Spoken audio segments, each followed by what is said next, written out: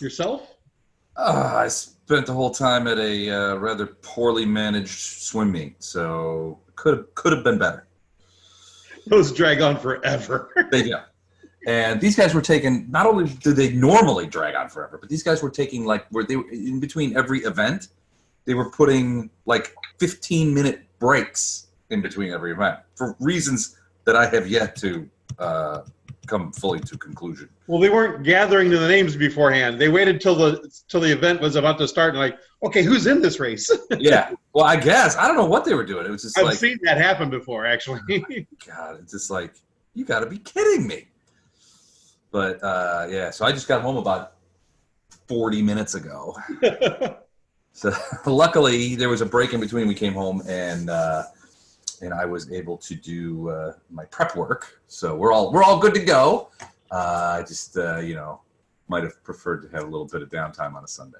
Of course, I'm saying this as a guy who's been unemployed for 6 weeks. So perhaps downtime isn't really what I need.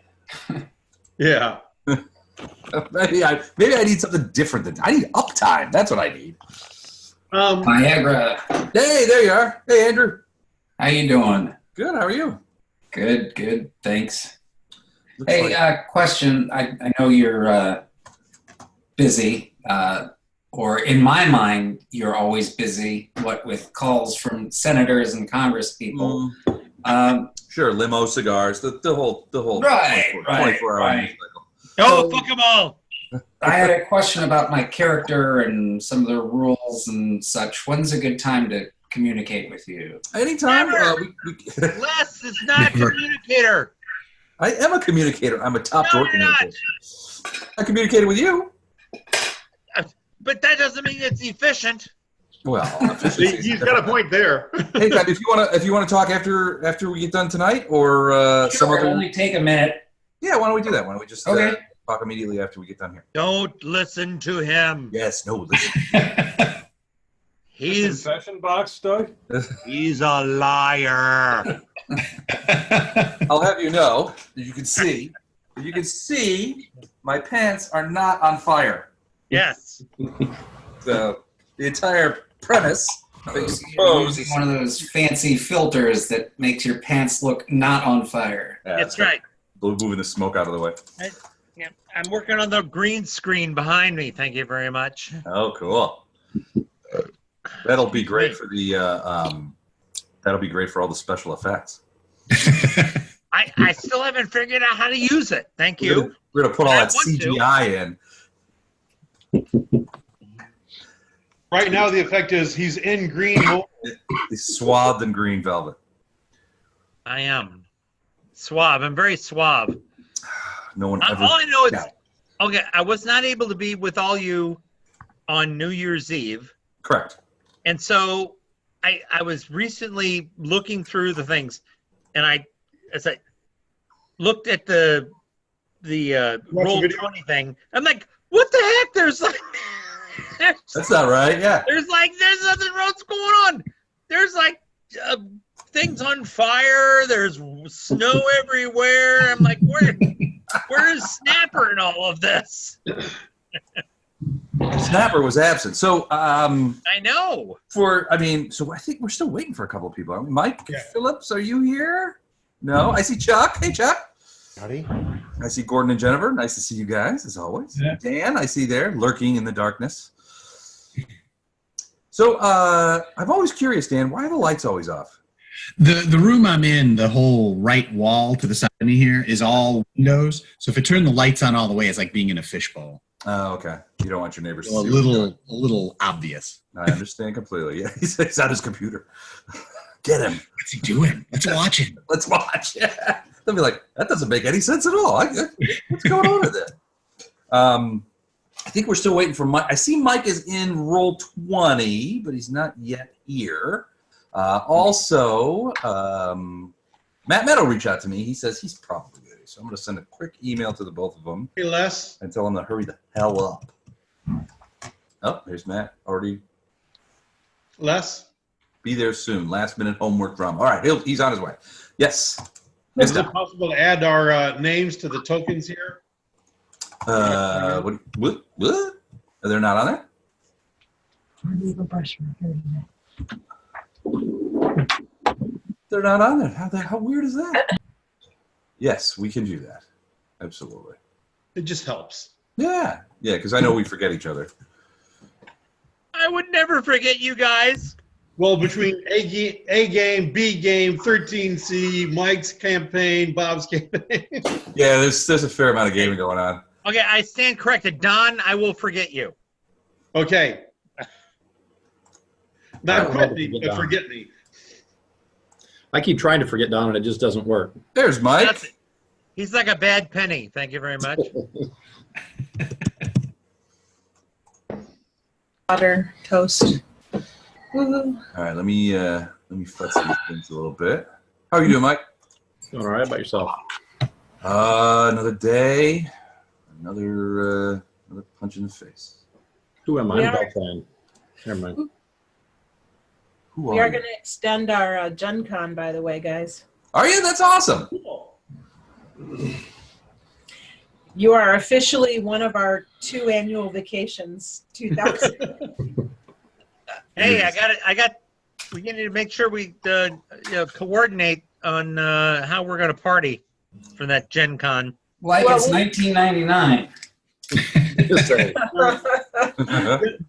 Jennifer and Gordon, are you actually going to Gen Con or just going to be in the area? No, we're just going to be in the area. Well, we're going to go one day. Yeah, we got one. I got a 1 day pass Thursday. We're going to walk around the booths and stuff. Okay. See all the people, but that's just the gaming thing is just probably not neither of us. I mean, gaming with strangers is just weird. You know, one-offs is just weird to me. I don't know. I mean, Not that weird. enjoy it, but You're I mean, the whole not thing gaming to me with is- strangers. Yeah, you'd we're be all in gaming- costume. Thank you very much. We're looking forward to seeing you at the end of the day or in the evening. strange people is fine. Yeah, I mean, you're You'll not- never see me at the end of the day. You're not gaming with You'll only strangers. see you're me gaming in with my strange character. Ah! Well, one of my favorite things to do is cook for people, so you guys can come back to dinners. Camp cooking. That's going to be There awesome. you go. Little s'mores so we can get good and That's sticky. right. Bourbon, or as we like to call Like camp coffee. Cheetos and canned chili, that kind of thing. Ooh, I do like a good Cheeto. yay. I'm gonna have my stylist teach me how to braid my beard here. You have a stylist? Oh yeah. Man, I don't oh, have a stylist. I thought you meant stylist. And I was like, whoa, that's kind of weird. No, apparently the way that my hair grows out of my head is so freaking difficult. It takes practice. My hair just grows by itself. It does, but Don remembers how I used to like come to school. Would it look like somebody put a bowl over my head, and, like trimmed around? Okay. When I got to be like an adult, It wasn't like Yeah. that. Somebody used to take a bowl to your head and cut around Yeah. it. I'm like, fuck that. I went after somebody who knew what the hell they were doing, and it takes me a while. All right, Beltran and Kazir, I just put your guys on the thing. Can you go in there, set up your nameplates, and put your hit points in? If you would please. 1 million hit points. Yeah, it doesn't Oh, matter that's where I right. go. We're indestructible. Where's Snapper and all this? Snap wasn't there last time, so I got to bring I you. know. All right. Hold on. I'm going to put you right next to him. You got to do the same thing. Put your name and hit points in there if you would. Where did I put Rindle? Did I put him anywhere? I put Rindle in there. Probably didn't. All right. Let's go ahead and put Rindle. My name was already in there. Where are you? I'm right here. Yeah, I just put you in there. You got to click the thing that says show nameplate, though. Click the little box. Excuse me. You have that. We don't have that option. I'll say, I Really? don't see that. Yes. I see mine and no one else's. That's kind of a pain in the ass, isn't it? All right, I can do that. Can't seem to find. I'm in roll 20, but I can't. Yeah. There's you. Yeah, now I see me and no one else. I'm frozen out of roll 20. I'm sorry, I see my name and no one else's name. You should be able to see other people's names. I see everybody's icons, but I only see my name. Yeah, same thing here, Les. I think it's a global setting. All right, hold everything. Let me see if I can. Whoops, we lost somebody. Oh, lost Snapper. Leonard moved down by the other new guys, so they know where. This is where I was. Okay, I see where I went wrong here. Boy, I restarted everything, but it's moving real slow. For reasons that I... Oh, now I see names. Hey, Les, is Mike Dowd going to start playing this, or is he? He and I are talking about it. So we've had a couple of conversations.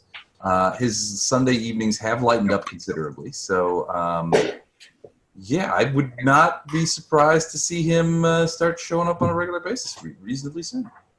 Where's he at again? DC? Boston. Boston. His I talked to him the other day, and Aaron is now like the head of her department at like whatever passes like Mass General. Huh. Jeez. So he's just kept material now. He's a kept man. No, he actually quit his job with the place because they kept screwing him on his percentages, and went into business for himself. And the way I hear it, he's got more business than he can handle. He's fronting off business to other people, so he's doing really good. And what's he do again? He's been doing a lot of technology audits, which is essentially looking at software tools on behalf of people. And say somebody needs a tool that's for like they need software for like process management of some sort, right? Project management. So there's probably 70,000 project management software packages out there, but you don't know which right for you, right? Or what's going to be the best, or what's just a fly-by-night operation. So Mike will go in and he'll do research on the various tools, and then he'll actually work with them a little bit, and then provide a report to the company that says this is the one I think you should get. Huh. He's done a fair lot of it too. That's great. He's quite respected. He also He did a bit of that at Group M. He did a lot of that, yeah, at Group M. Yeah. And it just that's what he was doing. He also does a lot of new business advising. What other? He does a lot of weird kind of niche technological consulting, which he loves. So, and he does real good at it. All right, does everybody see everybody else's name? Nope. I'm starting to, yeah. Wait, I don't see Kazir's name. Snapper is missing. You can't see Snapper's name? I don't see Snappers or Beltrans. Oh, wait, no, I do see Beltrans. Who's Kazir. I don't see Kazir Yeah, who's the dark guy? With or a Matt's character. Yeah, I'm on roll 20. Okay. Let me get you sorted. Matt Rindle. I don't see his name. I see him, but not his name, and I see Snapple, but not his name. Snapple. Snapple. Snapple. Snapple. I think we need to go with that. If we're gonna have Death Smoocher in the other campaign, we need to have Snapple in this campaign. Yep. Death Smoocher. All right, here we go. Now you should see Rindle. Does everybody see everybody? We all buddies again? I see all the names. Woohoo, we're done for the night. Good job, guys. All right, that's it. All right, we'll see you guys later. Why is All right, love you. See ya. Hey, Les, why is our mage next to the only two living people here? What's going on? I don't remember. He was tying them up. He was he tied them up. So there's so last time, and Doug, this is Matt here yet? All right, we'll just have to bring him up to speed when he gets here. So basically, what happened last time on New Year's Eve was that you guys went and took a long trip up into the mountains of northern Taldor on the Taldorian-Galtian border on behalf of Master Bashir to pick up the bones, the mortal remains of a famous mystic, a famous Qadiran mystic, whose grave, he's this very famous guy. It's like Confucius almost, in their pantheon. very wise man, but he had died traveling, and no one knew where he was. And so where this guy's bones were was always this sort of like big mystery, and nobody knew, and that kind of stuff. Well, it came to Master Bashir, who has an interest in these sorts of things, that these bones might be in a cairn that was found high up in the mountains on the Taldan Galtian border. And so as your first order of business as employees of Master Bashir and the Merchant Prince Master Bashir, he sent you out many leagues away to go gather these bones and bring them back.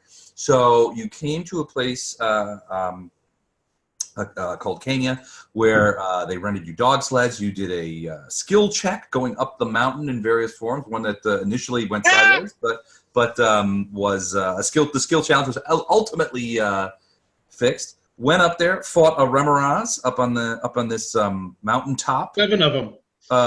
7 of them. Check your experience points. You got credit for all 7 of those. And chased off some sort of Yeti-looking dudes, and gathered up the bones, collected them, and began heading back down the mountain. Where, as we go to this particular screen, you were stopped by a bunch of guys who initially claimed to be representatives of the nation of Galt. Now, there was some, this is high up in the mountains. The border here is a little bit fluid. Galt is politically unstable, so it was not entirely, it was one of the things that they warned you about. That it was not entirely out of the question that you might run into some Galt guys.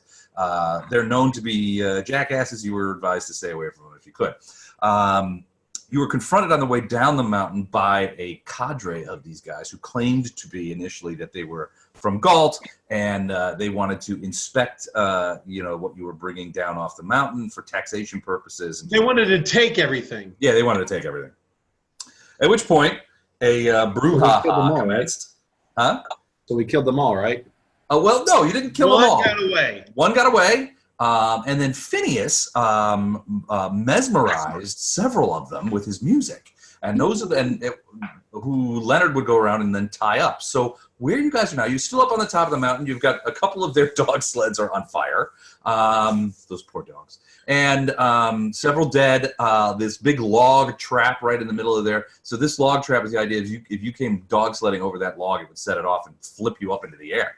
Because it's a huge log, as you can see. And basically where we start tonight is you have these 3 prisoners who have admitted in previous interrogations that they are indeed not from Galt or members of the Galt, any sort of Galt political alliance, but actually members of the Aspis Consortium.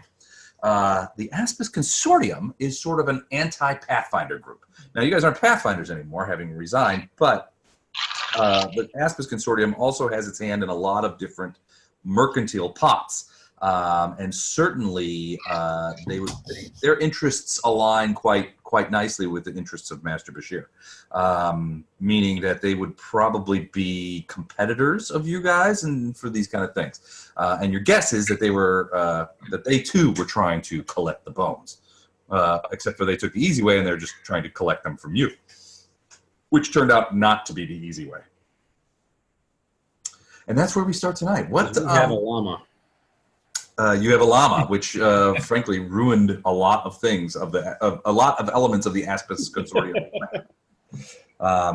That said, you've got 3 prisoners in various states of wounditation, and if you were going to ask them so I guess the first question that you guys are going to have to address is, what do you do? You're high up on this mountain, on the Galt-Taldan border. Pretty far away, probably a long day's travel back down the mountain to get to the place where you guys rented the dog sleds from that guy. What are you going to do with 3 prisoners from a competing agency?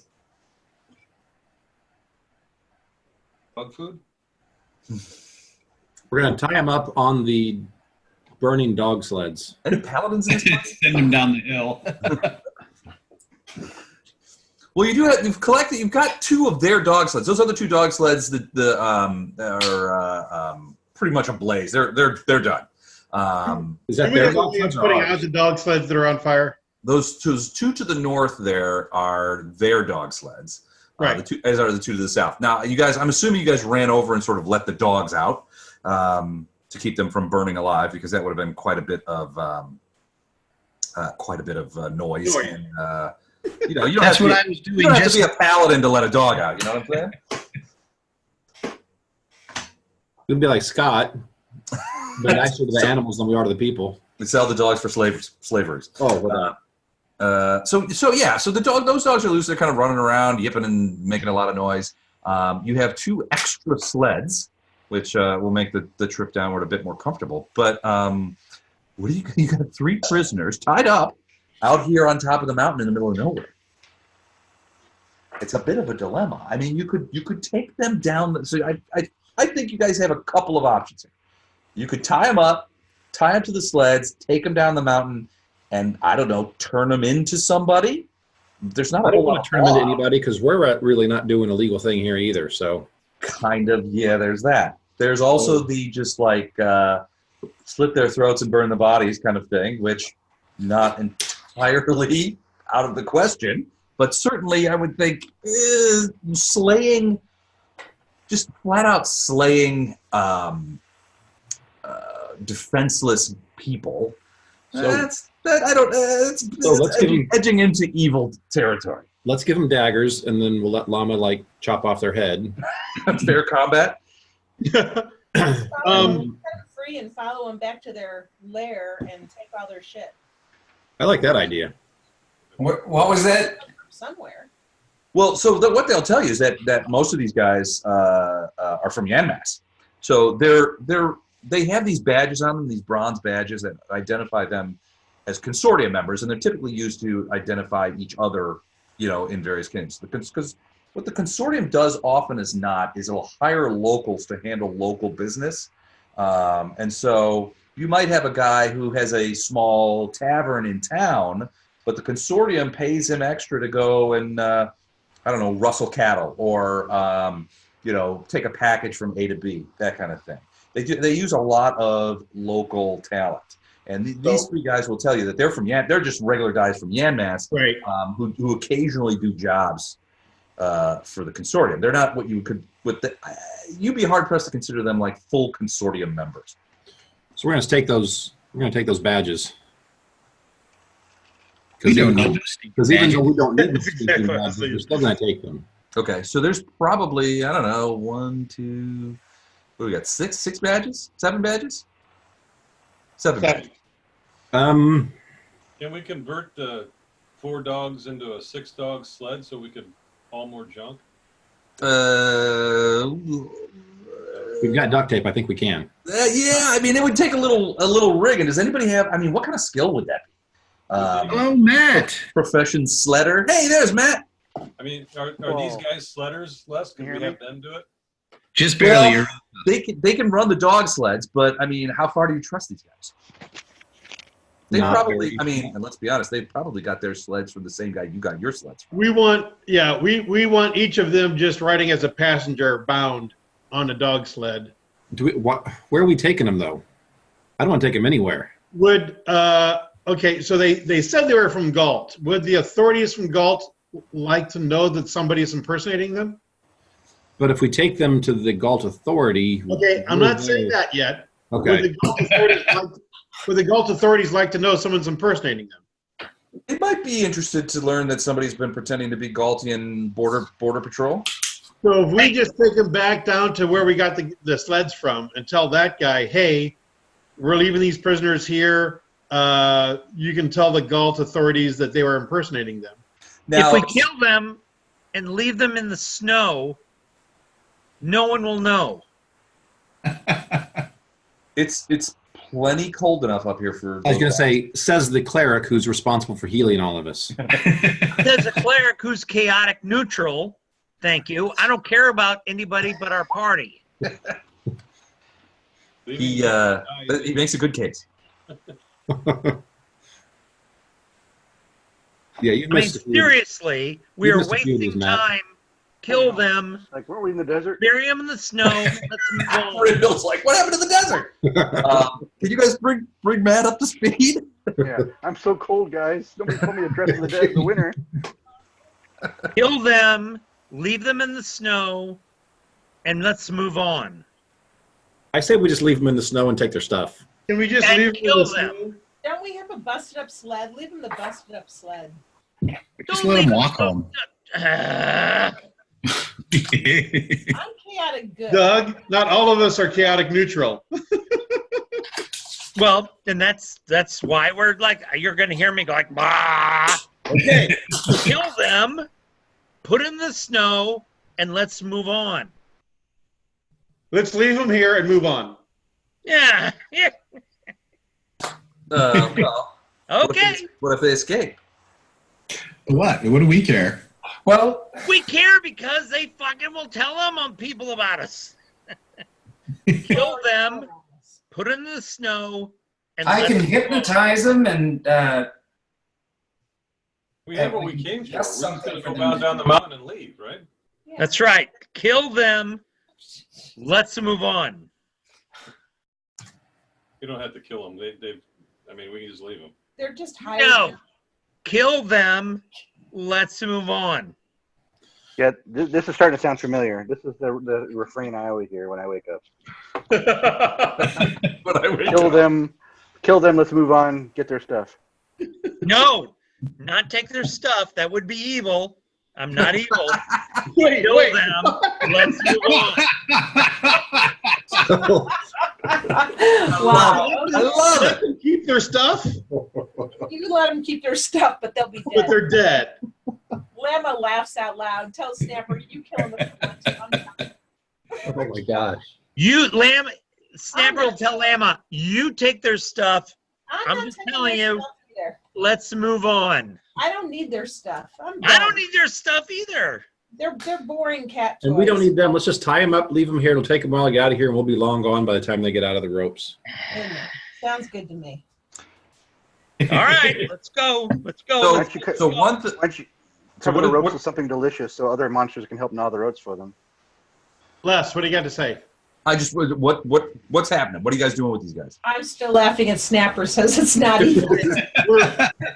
We're upsetting Snapper a great deal, but what the plan is, we're going to tie them up, Okay. leave them here, All right. we'll take their stuff, and just go. Okay. If they manage to untie themselves before they freeze to death, they can try to get down the hill. Yep. And All we tell right. them if we do Screw something, Grow we up. will kill them aggressively. wow. All right. So basically, you're Move telling on, these guys we're going to baby. leave you here. Move on. If you get out, then okay. Otherwise, if we see you again, it's curtains for you. Right. Yeah, Can't we really. just Screw you. Can't we just catch sleep on them and book it? If you don't want to kill them? No, we're not killing them. Let's go. Okay. All right. Apparently, we're not. We're gonna leave loose ends behind. Let's move on. Okay. They're hired men. They're nothing. They're Are you gonna take their sleds? Or are you gonna leave them a sled? We're gonna take one of their sleds. Don't leave them a sled. Let We're them taking the die. Yeah, we're taking the sleds. Okay. We'll leave This our is finding your lot. rough travel then. All right. So you guys are gonna take their sleds, leave them here. Say if we see you again, you guys are toast. Break their legs. But maybe push them closer to the sled fire. No, we're just gonna. Just Yeah. gonna let them chill. Okay. All No, right. And let 'em then burn. off down the mountain you guys go. Yes. All right. So you guys remember the mountain is large. You have to go back around all these places and that kind of stuff. Whoever's everybody who has its skill, give me a survival check. Has what skill? Survival. Survival. Oh.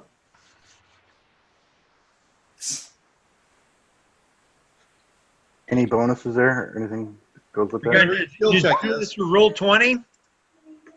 Yeah. Wow. Owen's 19, Lama's 17. Right. Nolan, you got a 19. Yeah. Okay. I have the survival check of a flounder on land here. 20. 20. Snap got a 20. All right. 4. Awesome.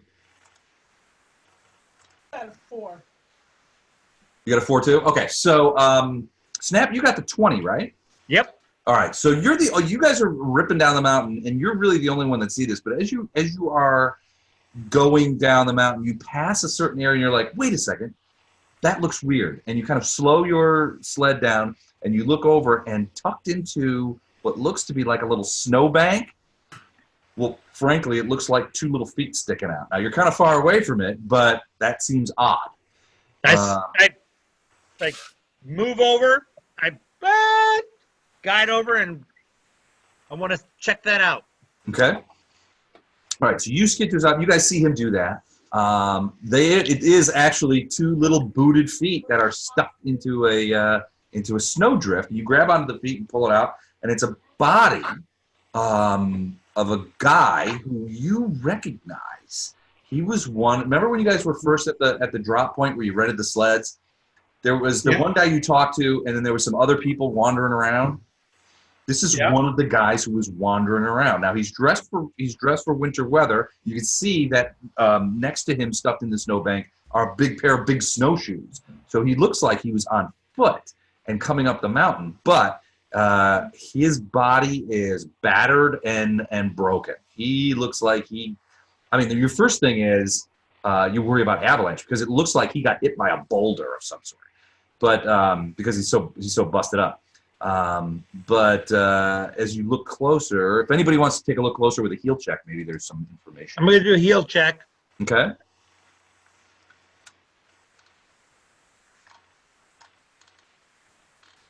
I just got to... Yep. Hi, Amy. Again. I said howdy.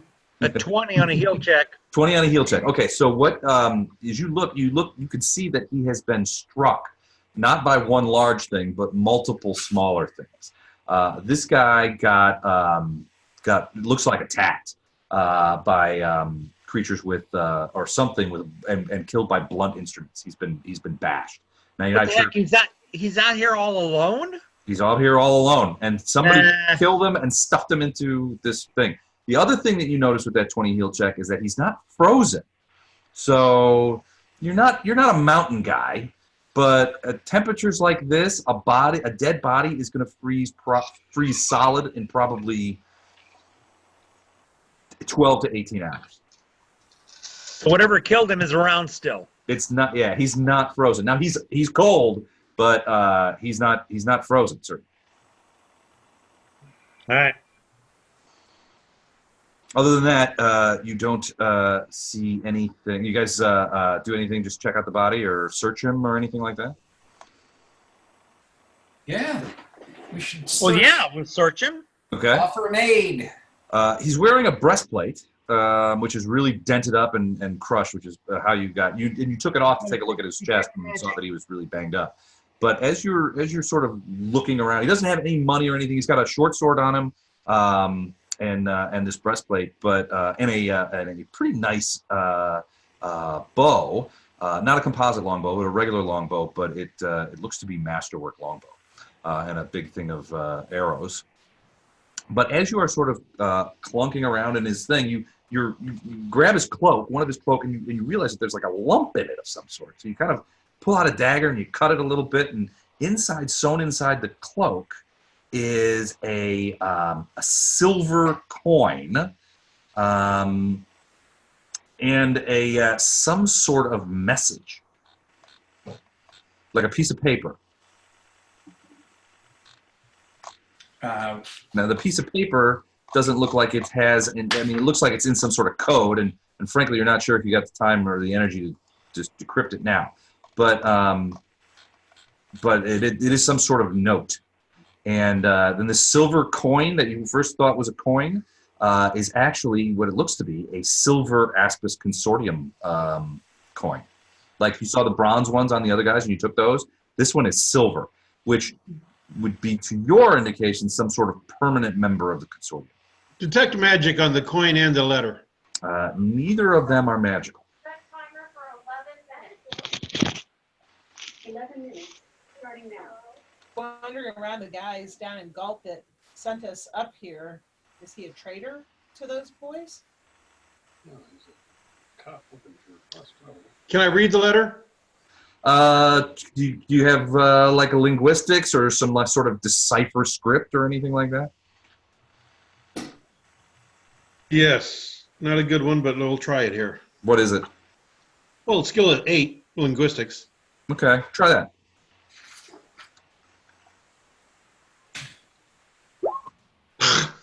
Yeah, it's a mystery. Can I give it a shot? I've got linguistics. You got some linguistics? You want to try it? All right. Sven steps in. Let me take a look. Give me that, Leonard. 20. Okay. So Sven, your history with certain, shall we say, less than legal pursuits and those of that ilk allow you to see this for what it is. It's a cipher, but a pretty obvious one used a lot of times by low-level thieves and rogues to pass messages that they don't want immediately for the squares to be able to read. But this one says that that somebody named Avery Slyegg is willing to pay 100 pieces of gold for the death of Rizm.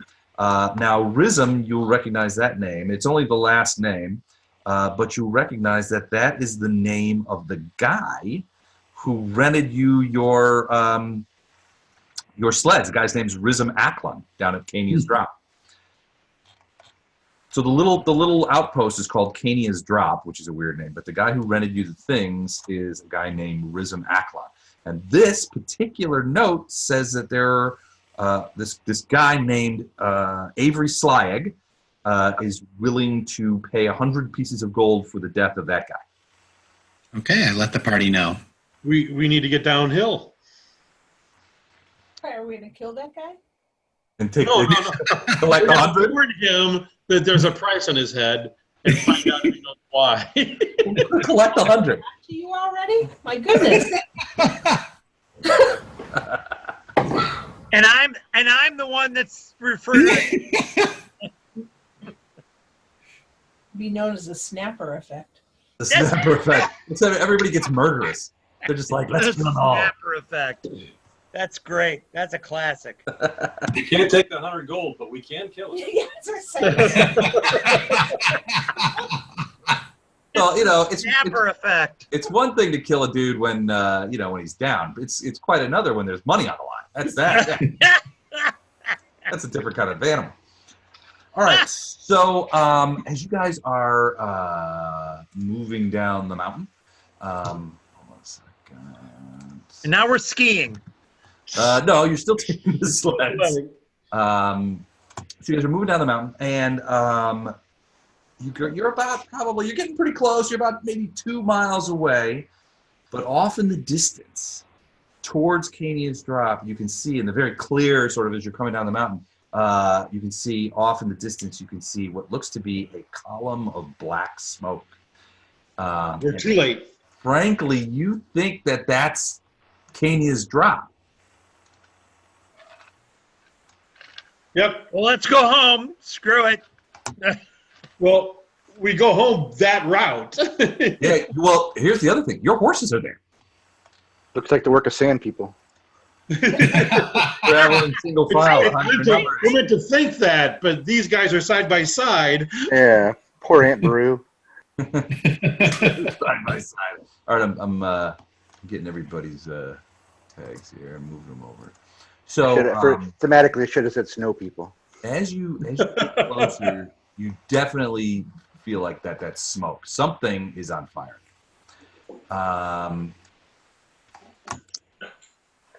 As you get about so Cania's Drop is sort of like nestled in this little corner, so you can approach it relatively unobserved. As you get to be about 100 meters away, everybody give me a perception check.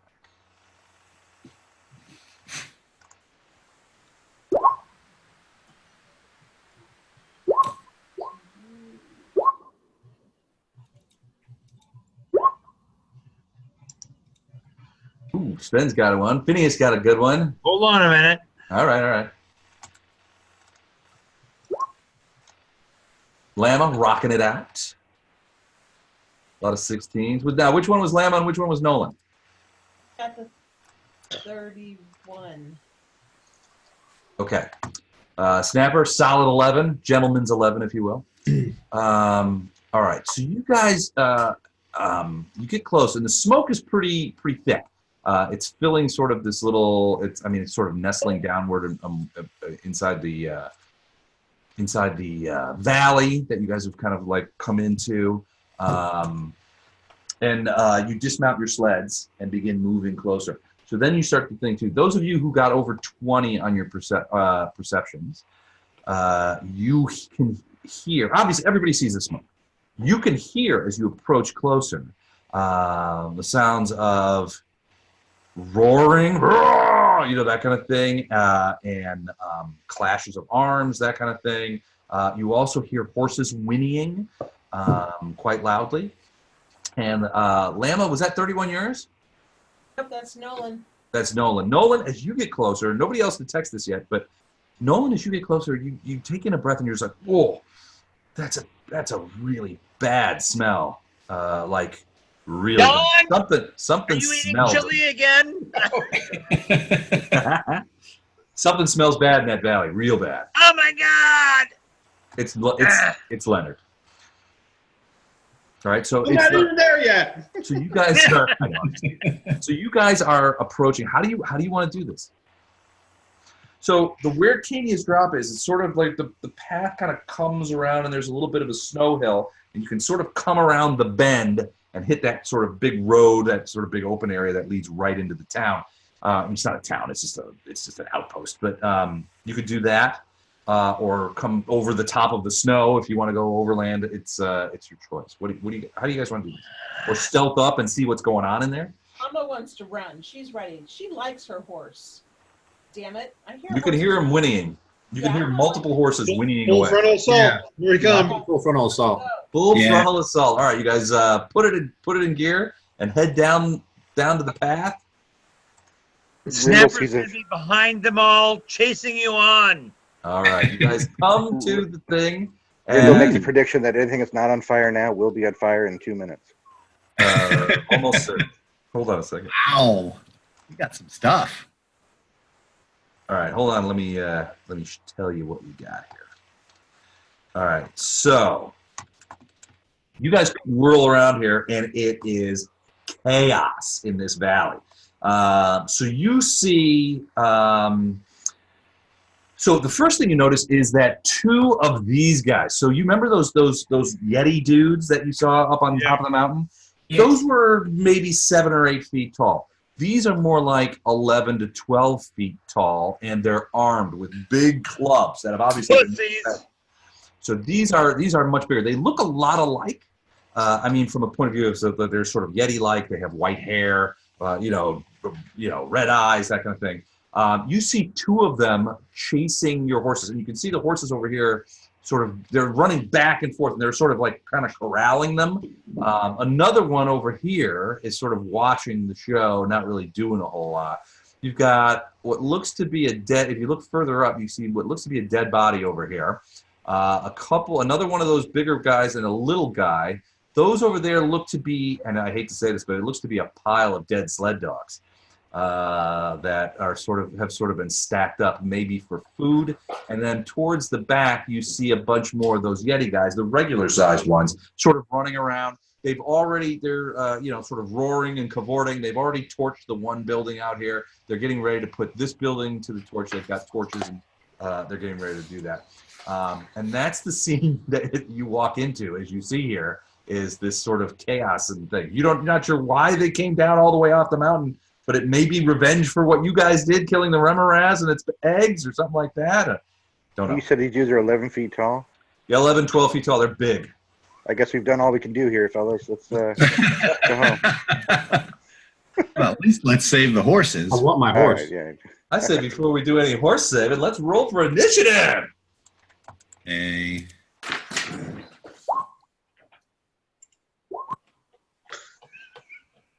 You got a 1, Don? Did you roll a 1 on your initiative roll? I have a 4. But yeah, I rolled a 1. Let's check this. Yeah. All right, here we go. All right, let me do. I'm first next round. My pencil. Totally unprepared. Is that like a snake fantasy draft in your first next round? All right, let's see what we have here. All right. Beltran gets a 19. All right. Leonard and Gentleman's 4. Phineas, a solid 22. Nice work, Finn, as usual. Svenjamin at a 12. Rindle, 19. Lama, which one's Nolan, which one's Lama? Lama's first, right? Nolan 7. Nolan 7. No, Nolan's 7. Okay. And Lama, 19. Very nice. She's hacked. She's Someone- Kazir with a 23. He's coming out on top. Kazir on Les, can you redo the link to the Zoom thing Oh, yeah. for Doug? I gotta get it.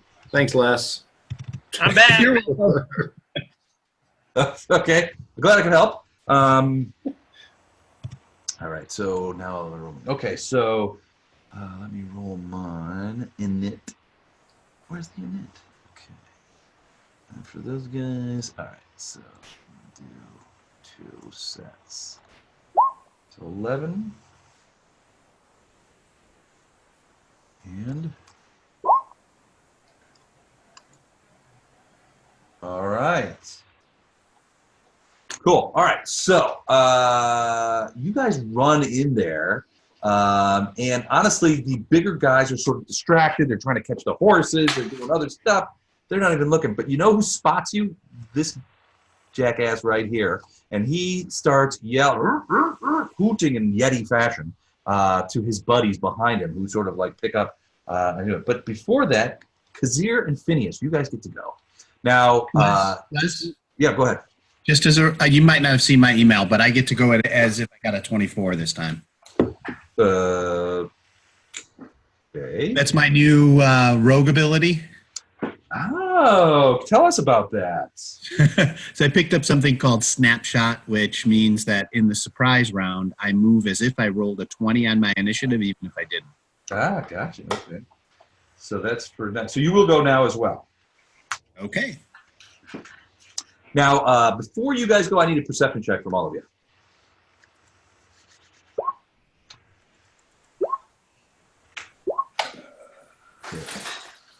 Anybody below 10? Doesn't look like it. Hold on a minute. Since I had to re-log in. Okay. No, you're still over 10.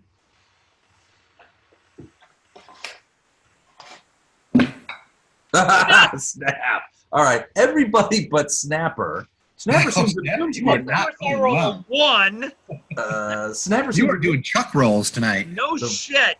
The rest of you are, as you begin coming into this valley and toward Cania's Drop, you're like, man, that stench smell that Nolan smelled earlier and pointed out before you guys approached is much stronger here, and you think it's coming off of the large creatures because you don't recall smelling it up on the mountain with the smaller Yetis. Did someone shit their pants? Uh-huh. We can tell these guys to shower. It's an animal smell. Have you guys ever been close to like a bear?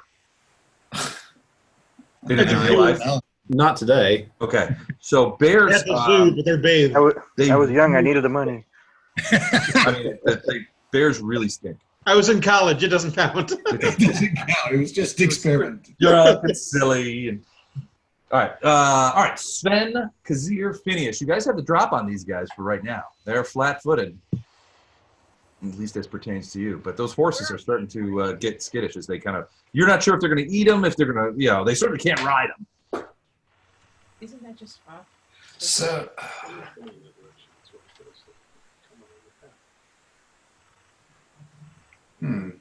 Yes.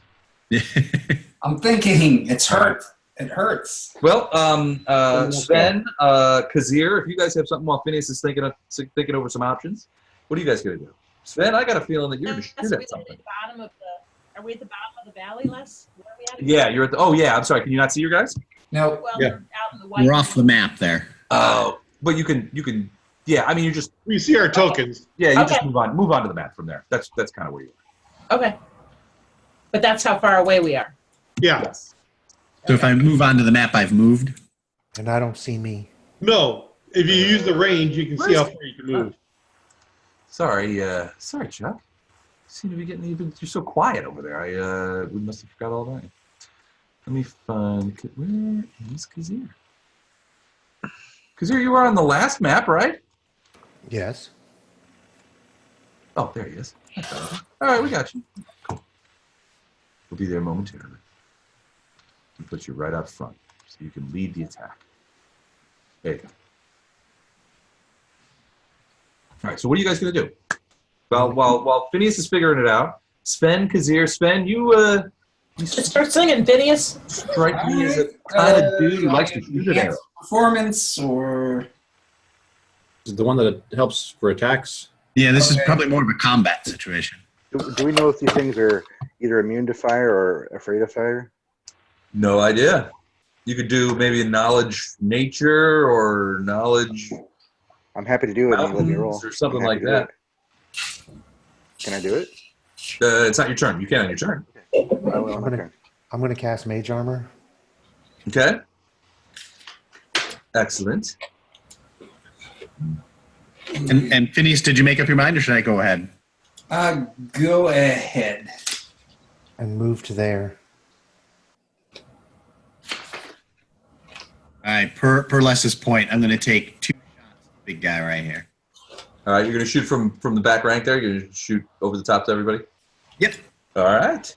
Fire away, my friend. First shot. 16 is a hit.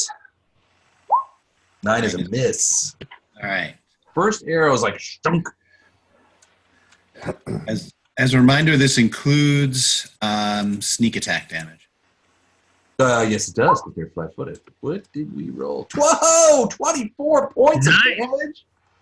This one, Sven just kind of rears back on one foot, and it's like, sproing. Arrow kind of like waggles in the air a little bit, and then sticks right in its shoulder. You hear it like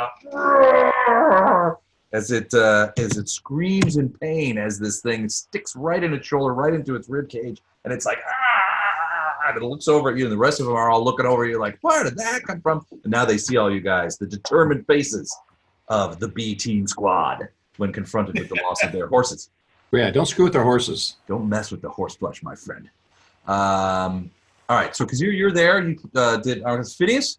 Did you decide what you're gonna do? Yeah, I guess I will sing a song to inspire courage. Inspire courage. Excellent.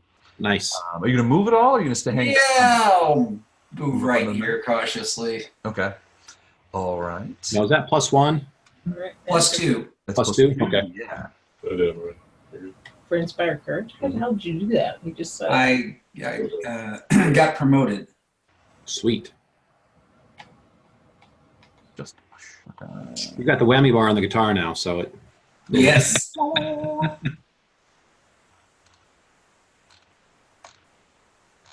Why am I not seeing this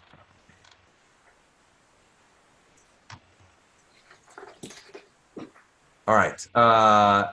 Kazir and Phineas, as you move closer, I am going to need to see. I'm going to need. Hold on. I'm almost there. A 4 to. Wait, hold on.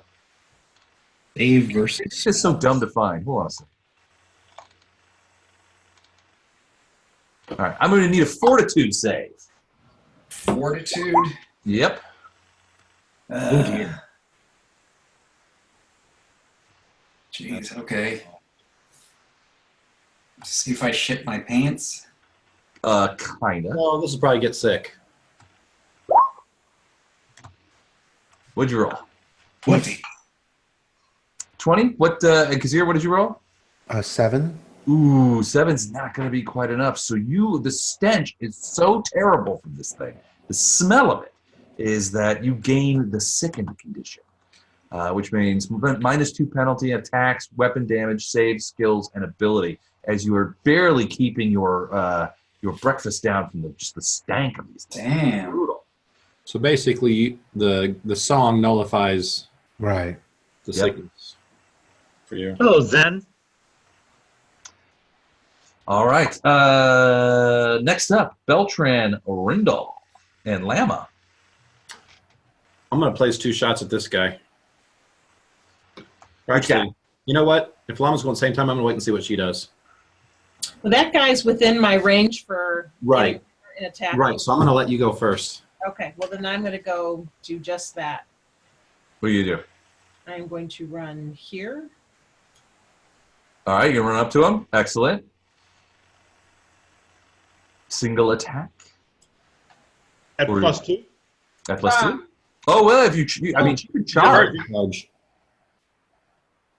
If you went Even though +2, you but get you take a attacks, you take a If I get negative. No, it's not a full run action, so you only get one. No.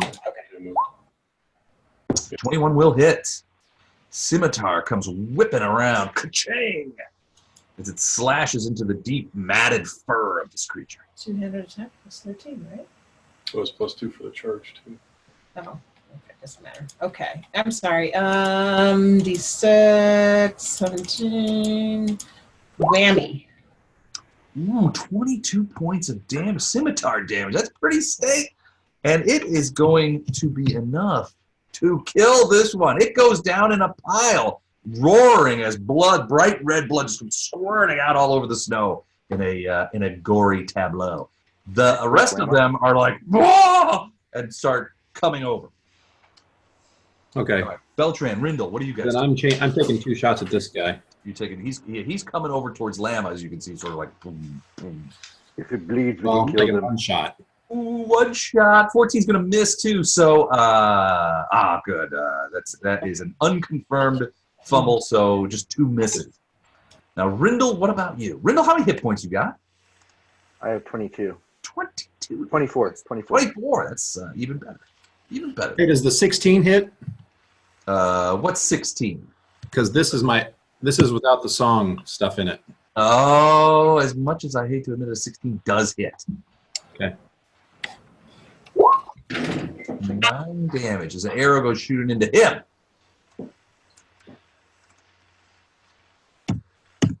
Excellent. Shunk.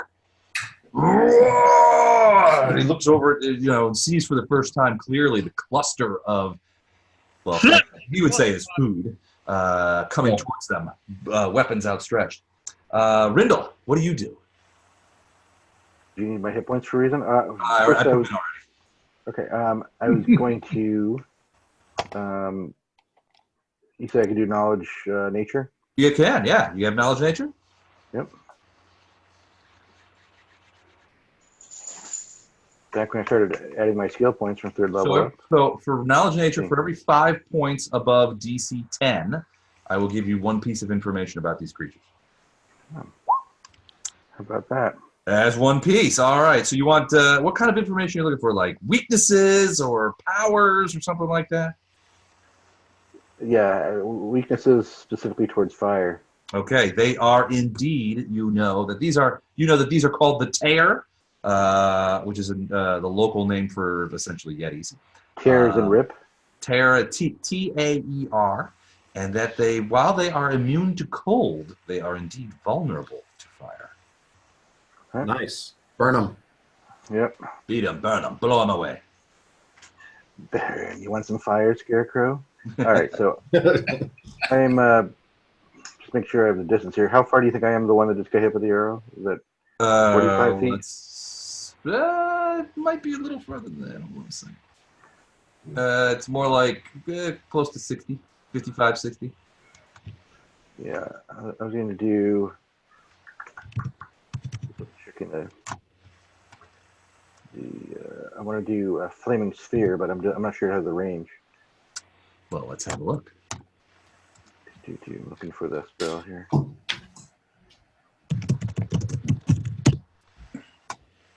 Flaming sphere.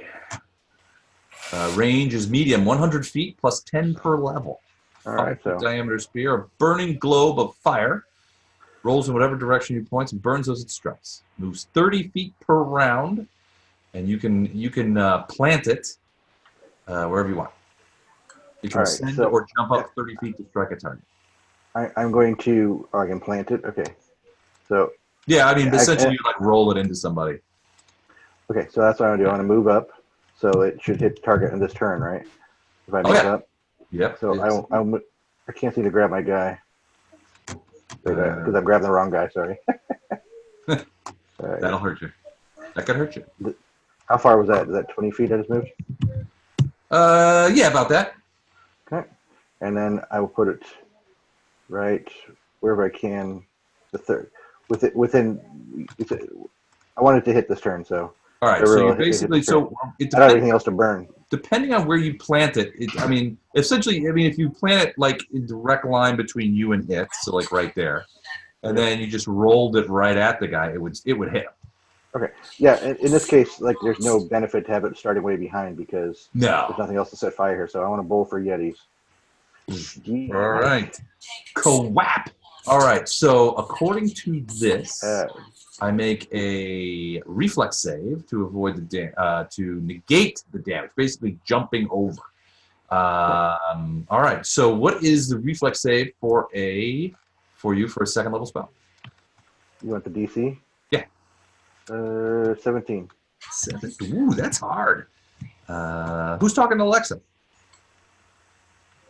Not here. I heard somebody talking to Alexa. It wasn't me. 17, you say?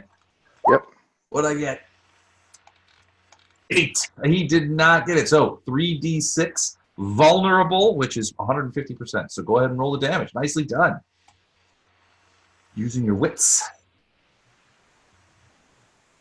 This is one to tell the girls back home. So it's 3d6 and of fire damage.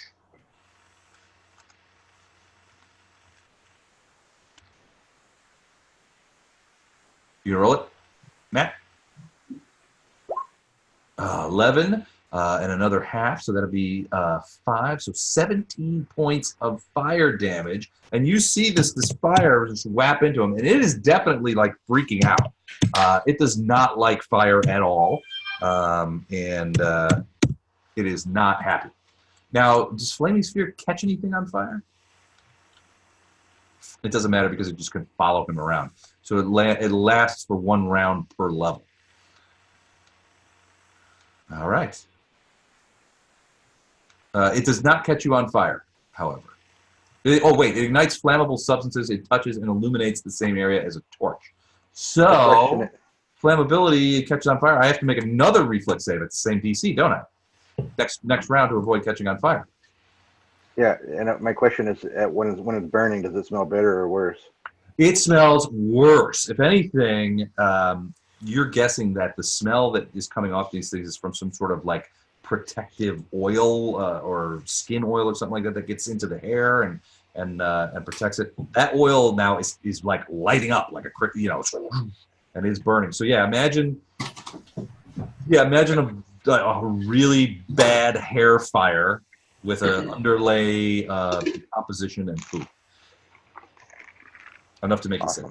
Yeah, that's good. All right, cool. All right, so these guys, unsuspectingly, the big guys are just like, whoop, but this guy having spotted you, they're like, no, they are going to charge, and they are fast on the snow.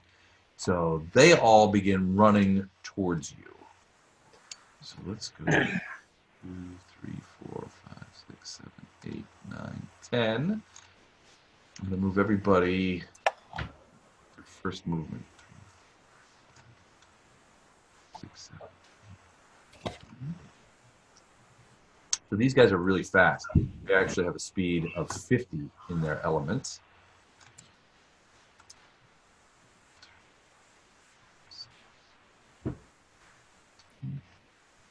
Let me see. Will this get them to you?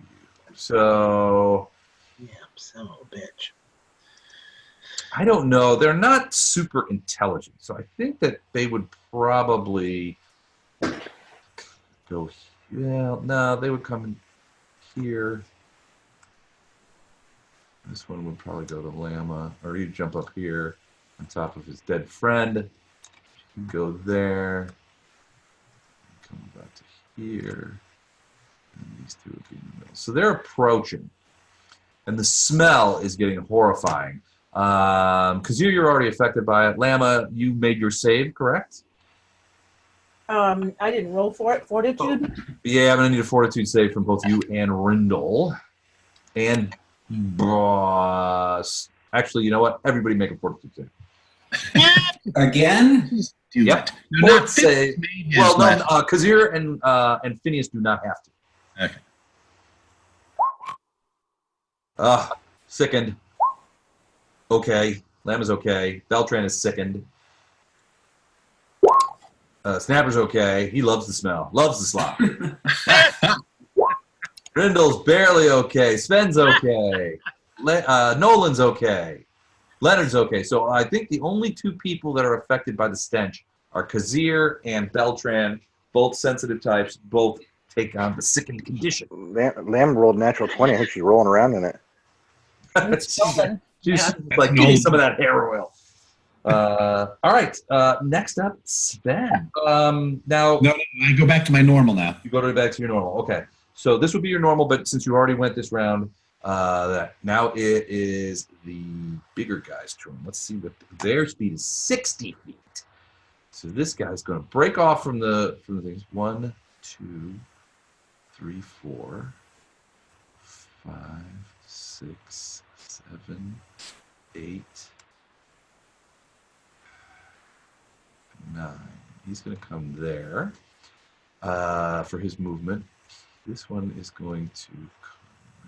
1, 2, 3, 4, 5, 6, 7, 8, 9, 10, 11, 12. That's his full movement rate. Boy, this battle's taking place in right in the at the very bottom, isn't it? He is going to try and put himself out, and I assume that's a reflex save to try and knock that out. DC 17. Good. He puts himself out. That does not keep him from having to be from taking damage next time, but that's what he does with his turn. Right. I think that's it. So he's going to stay there. This other guy has reach, and he has a large. It's actually a long mace. It's essentially a club, but it's been crafted, and he's going to hit Lam or try to hit Lama with it. 17. Does that hit you, Lama? Sorry, I wasn't expecting to be hit. Okay. I don't know why I wasn't expecting. Is that a hit? I wasn't. No, it does not hit me. 17 is a miss. A mighty swing, but a miss. All right, that's them. Bottom of the order, Nolan and Leonard. Les, can you take care of that? Yeah, you want me to get rid of that for you? Yes, I do. Okay. Can do, sir. Thank you. You betcha. I run to here and pull out 2 scrolls. Okay. And I'm done. All right. Nolan, what about you? I do a full round action casting summon. Can I still move, or does that pretty much take everything up if you do a summon? It's a full round action. You cannot move. Even 5-foot step? You can do a 5-foot step. Yeah, you can do a 5-footer. That doesn't really. All right, I'm going to take a 5-foot step and start casting. All right. You're summoning a creature? Yep. Okay, sounds good. All right, that's round 1. Top of the order, Kazir and Phineas. So Kazir, you are sickened, but you're not out of the game yet. Phineas, you are continuing to crank some jams, but you can also move and continue to crank. But also, you can do other things if you want. And the jams. I do. I'm surrounded by this great audience, so I'm going to cast a hypnotize. All right. Hypnotize. Now let me see. I want to see if it will work on these creatures. I thought he was casting it on us. Yes, I'm casting it on my allies. You fill the minds of creatures with euphoric thoughts. Roll 2d4 at your caster level to determine the total number of hit dice of creatures affected. Will negates. All right, so roll 2d4. Your caster level is 5, I believe? Yep.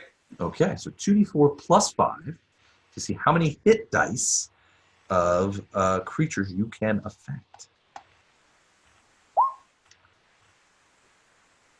Oh, that hurt. Oh, boo. That hurt. Really? So Crying 7. out loud. So you can. So here, I'm going to give you the option. The big ones are 5 hit dice monsters, so you could affect one of those. The little ones are 3 hit dice monsters, so you could affect 2 of those. And I'll let you choose which ones you want to affect. Is Rindle or Llama more critical right now? I don't know. That's a choice Any that only you votes? can make. Who needs somebody hypnotized? If the music stops, he goes, "All right, who's looking for hypnotized?" Jeez. All right. I think Grindel needs more protection than Llama does. Maybe do one on each. Okay, I'll get the one in front of Rindle and the one directly in front of Llama. All right, perfect. All right, so they do get a will save. You know what the DC on this is? 15. 15. Holy will! Wow. Thank you, Phineas. You're welcome. All right, the one in front of Llama missed. He is hypnotized. The one in front of Rindle made it. He is not hypnotized. So yellow is the color of hypnotism. And so since he is hypnotized, basically what happens? You fill them with they are essentially fascinated. So let's see what happens there. They're basically staring at. They're in a daze, a stupor. They're in a daze. Can I tell? Can Llama recognize that?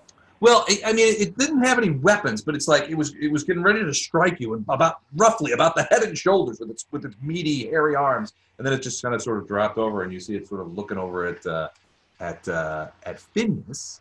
So I say, I see you've met my friend Phineas. The creature stands quietly, takes no actions other than to pay attention to Phineas for as long as the effect lasts. -4 penalty on skill checks, like perception. Any potential threat, such as a hostile creature, allows a new saving throw. Any obvious threat, like someone drawing a weapon, casting a spell, automatically breaks the effect. Fascinated creature's ally may shake it free of the spell as a standard action. But in this round, it is screwed. So me attacking his friend, does that give him another? It would probably, you attacking his friend would probably negate the effect, the way this reads. Really? Yeah, so it says any obvious threat, someone drawing a weapon, casting a spell, or aiming a ranged weapon at the fascinated creature automatically brings effect. Oh. So yeah, if you attack his friend, that won't break it. Because my weapon's already drawn. So. Yeah. Okay. All right. Very good, Phineas. Excellent. Kazir, what about you? What are you gonna do? I'm going to move over here, All right. take an attack at this one. Nice. 26 will definitely hit. 8 points of damage from your scimitar. Yes. And actually, that's a potential crit. Is it? Yeah, scimitar's 18 to 20. All right. Roll to confirm, my good man. Yeah, 18 to 20. Doubled up. So that's a crit. No. Wow, you got the exact same rolls. Yep. That's crazy. That is a confirmed crit. Do you want to take the damage or do you want to take the charts? To the chart, please. To the chart. All right, 26 is really high, so that's a moderate crit. Surprise opening. Target suffers max double damage, and you may make 1 free additional attack against the target at your current bonus -5. Okay, so max double damage is 20 points. 20 points. Ouch. That's going to hurt him. All right, so here's 20. And then an additional attack. Additional attack at -5. Nice.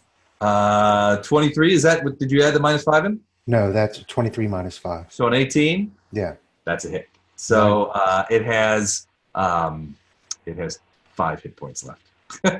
It has -4 hit It points. has -4. So Kazir, with wiping the vomit from his mouth and beard, runs over, slashes this thing across the shoulder and back, and just lays open its rib cage, blood flows out of the thing. It's the crit. He comes back around and hits it again right in the head, and it goes down like somebody chopped a stump. Rindle, you are at least partially covered in the creepy blood. Awesome. All right, next up, Beltran, Rindle, and Lama. Excellent rolling, Kazir. You might be headed for better things. I was to say, who the hell was that guy? I think Doug's been taking all your I'm negative. sorry. rolls. That was my mistake. Chuck might be on a roll. I'm preparing. I see what you did there. That's nice. All right. No worries. Rindle, Beltran, Lama, what are you guys doing? Now, Beltran, remember that you are second. Hey, Les, I'm going to shoot this guy right here.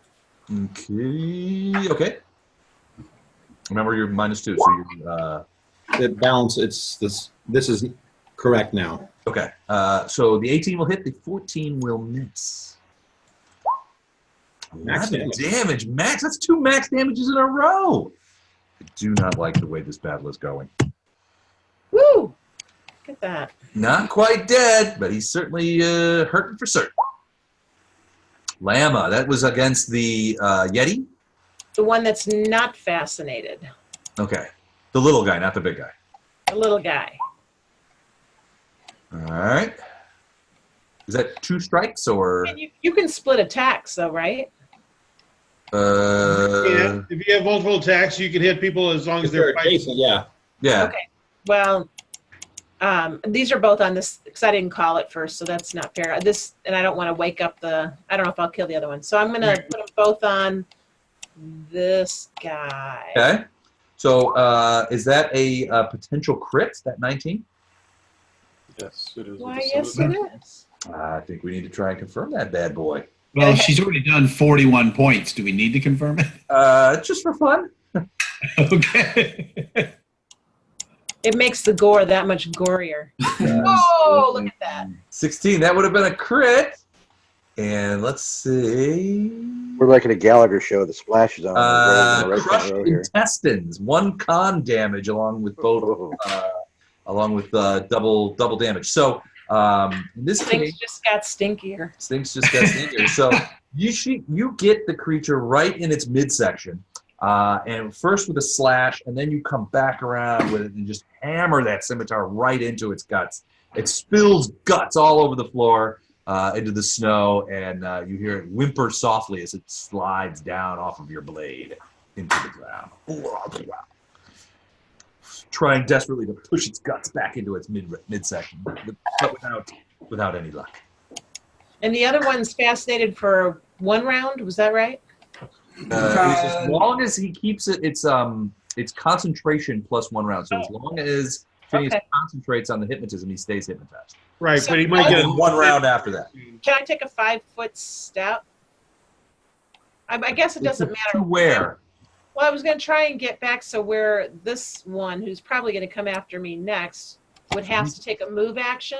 He's got reach, so if you're in a. It's a 5-foot step. It doesn't. Oh, that's true. That's true. I keep forgetting. A 5-foot step is going to mean he's going to take a 5-foot step, and it's all the same, right? Probably. I would think so. But you can take a 5-foot step next time. Yeah, I guess I'll do that. Okay, that's fine. I'll just stay where I am. Okay. Rindle. You gonna verm that guy? Or are you gonna let Beltran finish him off next round? No, I think better. Verm him. All right. 1 second, my stinky friend.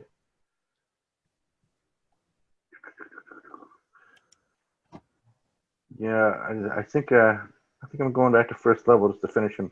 Magic missile. Okay. That'll do it. That's a solid verm move. Verm would approve. He would approve. How many missiles you shooting? Let's see, I'm 5th level, so that's 3, right? 3. Yeah. So 1d4 plus. No, 3d4. Right? 3 plus 3, yeah. Plus 3. Wait, plus 3? Yeah, plus 1 for each missile. Oh, right, okay. Wasn't following my own logic there. Okay, I had it right the first time. Nice. 12 points. Well, that's certainly good. Those 3 missiles come shooting out of your hand and just take the guy like, he's still trying to put himself out. There's smoke everywhere. The fire's burning around him. And these missiles just take him high and amidships like a couple of torpedoes. And he just goes flailing backwards into the snow with as he falls backward into a snowdrift. That's my best average D4 rolls ever. Can I just use that in perpetuity? That's pretty solid, yeah. It's not bad. Average of 3, solid. Nice going, Rindle. All right, it's the creature's turn. So he's hypnotized, so he's not gonna do it. But this one's gonna run over here and attack you, Rindle. Actually, he would probably just come here. These 2 guys are gonna run in between. One of them's gonna go to you, Kazir. The other one, I think, is gonna come around to you, Lama, and attack from here. They're gonna want to attack me. Oh, they definitely want to attack you. So let's go ahead and roll those. They get, do they have pounce? They do not have pounce, sadly. But they do seem something that you would recognize. They are raging in barbarian fashion. So real quick, I got to check and make sure that I get for them to rage.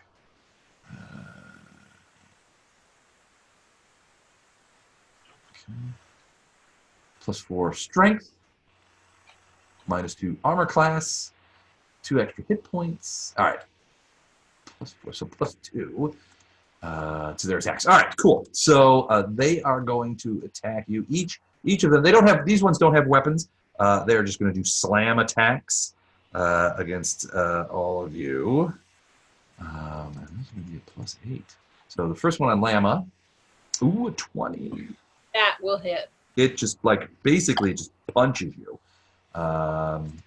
For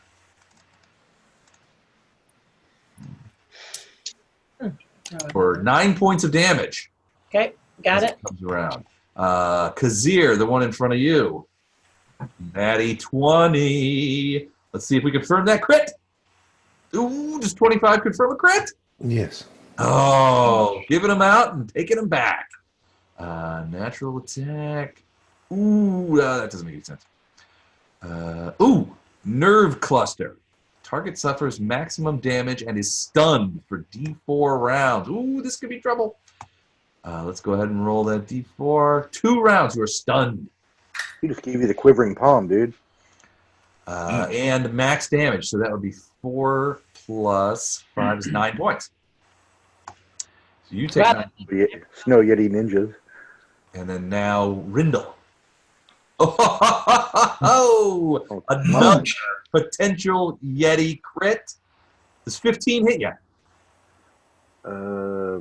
Yes. Another crit. I love it. I love it.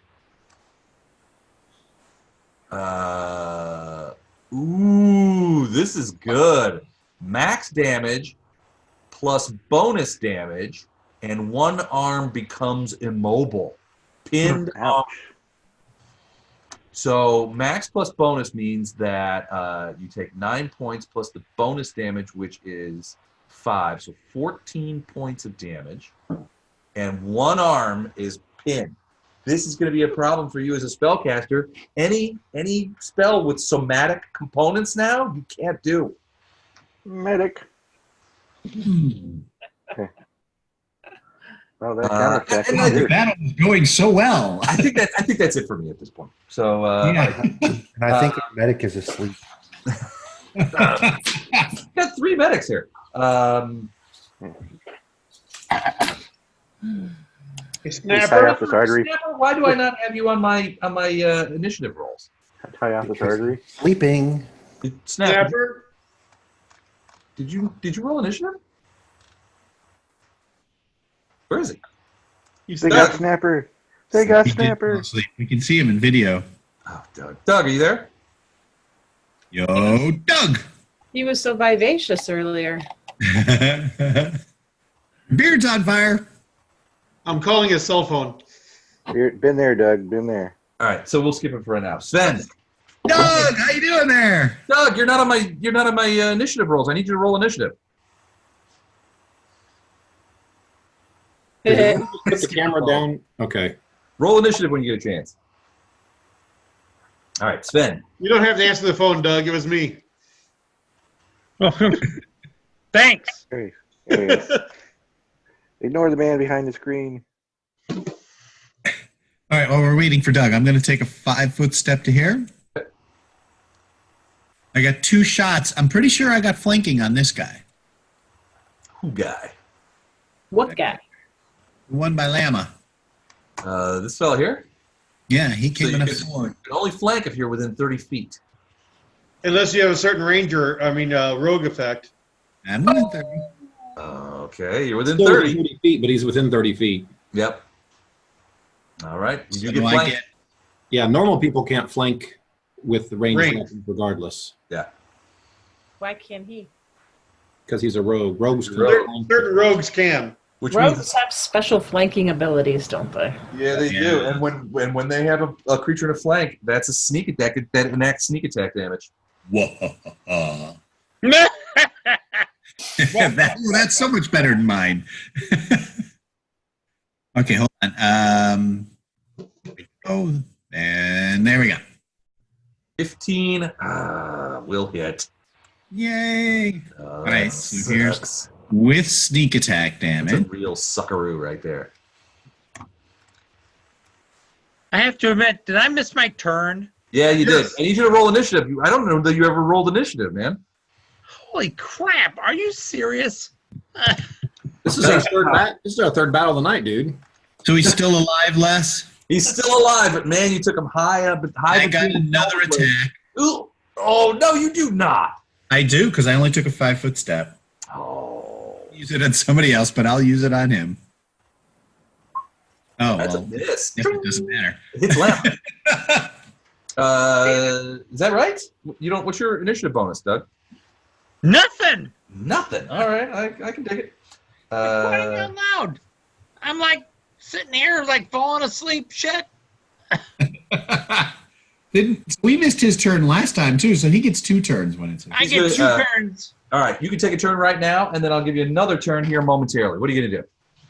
He was actually busy casting haste on himself, so he can take 2 turns. And Doug, in case you missed That's it, right. That's exactly Rindle- right. Rindle's hurt. Quite a bit. Yeah, Rindle's hurt quite a bit, actually. Yeah. They just Wookieed my arm out of the socket.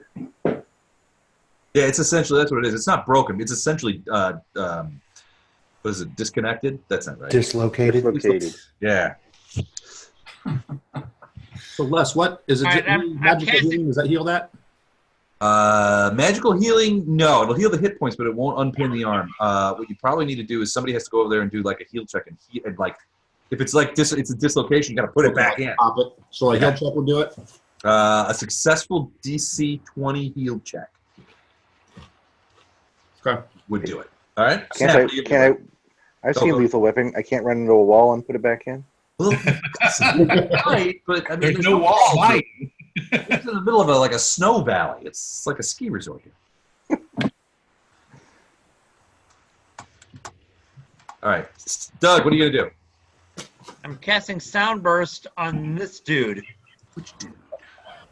Okay, sound burst. What does that do? That is I get a fortitude for partial. D8 sonic. All right, so fortitude save. What's the DC on it?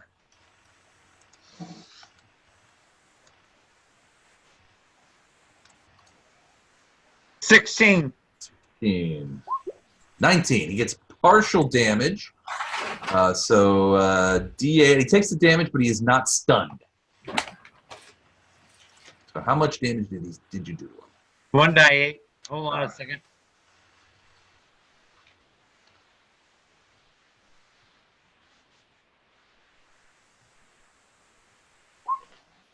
Four points of damage. Nicely done. You see it as he grabs his ears, like doing, shaking his head in ugga wugga fashion. But the damage itself doesn't seem to be that tough. A little bit. Every little bit helps. All right. Now it's the big guy's turn.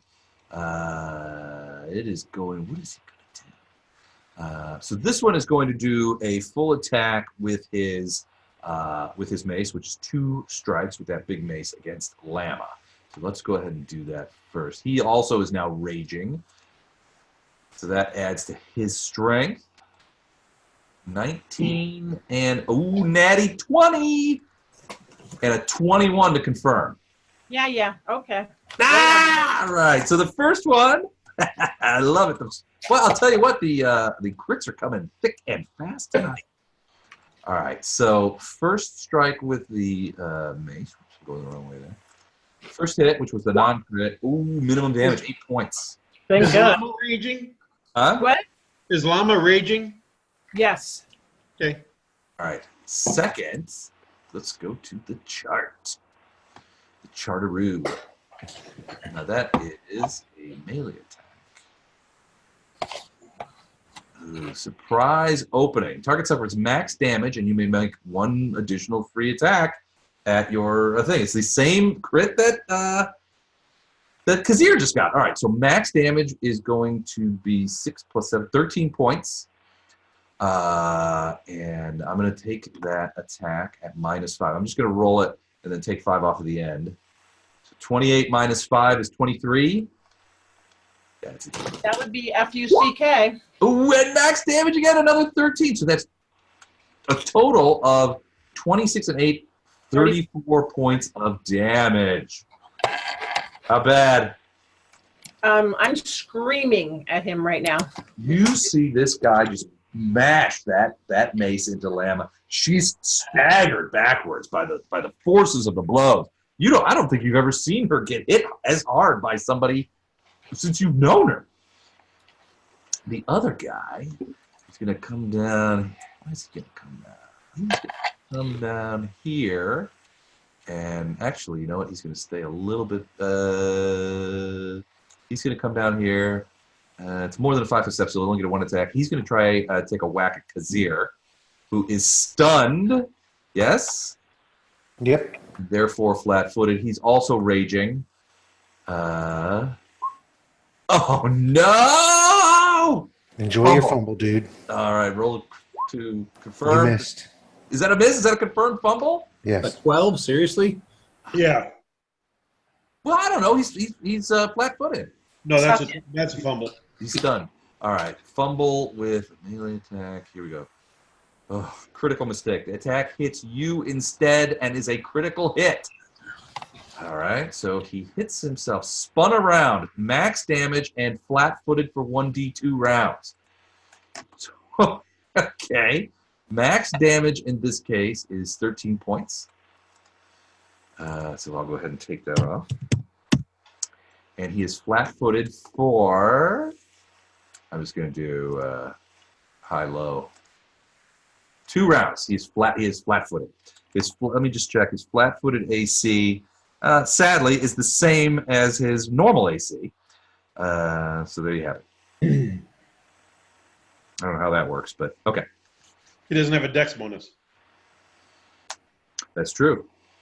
Wait, no, he does. He doesn't. Oh, he does have a dex bonus. So his flat-footed AC will be, and he's raging, which makes it worse. So his flat-footed AC is 11. So kind of easy to hit for the next couple of rounds. But that is all for the big guys. Now it's Nolan, Leonard, Snapper again. Snapper redo. All right, so Nolan, what did you summon? I'm going to do, let's see, this is a +1. Oh, son of a bitch. 2 fire elementals. Okay. And I'm going to put them in front of Kazir. All right, hold on. We got hit points on those guys. 11. 11. All right. Right at those 2 open squares. Right in front of that guy that's flat-footed. Yeah. Yep. These are mediums or smalls. Small.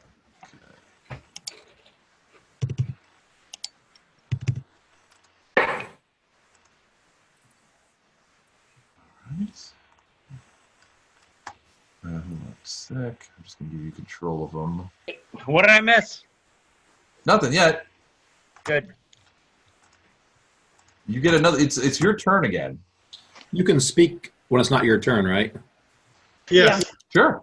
I'm going to say one of you two, I'll heal these guys. One of you two get to Llama. You know, Phineas, you probably saved my life because if that other thing beat on me at the same time, I could be gone. All right. They get I believe, a single attack. Nolan? Yeah, I rolled And a they're- 20, 14. Both are going to hit. So 3 points of slam damage and 4 points of fire damage. All right. Fire damage is 150%, so that's 3 and 6, which is 9. Is that total? Yep, that's it. All right. 9 points. Not bad. He's not happy because now he's starting to catch on fire. So unhappy there. Leonard and Snap. Oh, wait a Okay. minute, I still get to go. Oh, that's right. That's right. Go ahead. I guess I'm just gonna do a burst. Let's see. All right. It's not going to reach Lama, I don't think. So burst You can goes up. move. You've got your full round action. You can move and burst. Yeah, Burst you is can even burst. 20, right?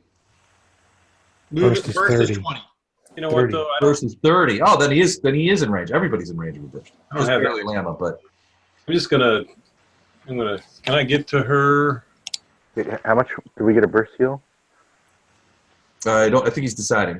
Yeah, you can get to her if you were going to go. Let me, Here's the thing, though. If you go straight, you're going to have to pass by this guy. This this wounded guy here. All right. Well, I'm gonna do that. I'm gonna step around Phineas to Okay. there. And All then right. I'm gonna do a He will cure- get an attack of opportunity. Yeah. Ooh, 24. That'll hit. That a hit? So, 10 points. Thank you, but holy cow, you're brave. And you gave Lama 10 points back? Yep.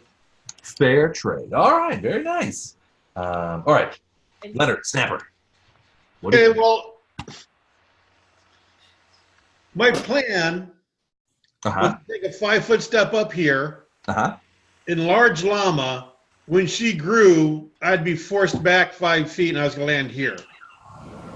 Okay. Can I do that and still force Nolan back also then?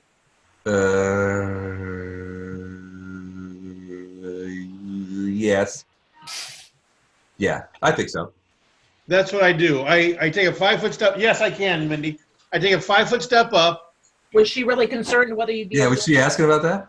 Oh, wait a second. That was her I idea. enlarge Snapper, Llama, what are you doing? Hold up. snap Snapper. it back up. Doug, back up. I heard you. I heard you. up top, you want So this is a common spell. spells.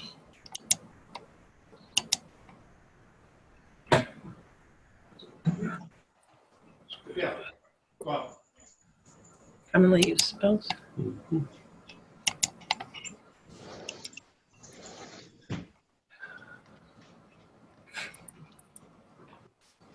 All right, so where'd you go? I'm right here. I Oh. let Dale out. Okay.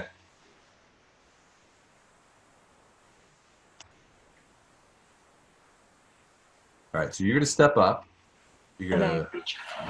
I step up to here, cast enlarge on her off of a scroll. Gotcha. All right, now she's And big. push Use back. those guys now. And push back. And it also push Nolan back. Yeah. All right, cool. Snapper, what are you doing? Well, I'm going to rush forward. Okay. I guess. To next to Nolan? And burst. All right. Let's see if that gets everybody. It's a 30-footer. Let's see if it gets Beltran. Are Do you? do you have selective channeling? I do not. Uh-oh. You just healed a bunch of enemies. Jeez. I'm Yeah. sorry. Yes, I do. Chaotic neutral. Wait, you do have selective channeling? I do. I can ignore 2 targets. All right. Well, you don't have to though, so it's not a requirement. Good try. I want to, for crying out loud. So which two are you ignoring? The two injured ones. There's 3 of them that are injured. There's 3 injured guys. This one's injured too. He's barely injured though. I'm ignoring this one. Okay.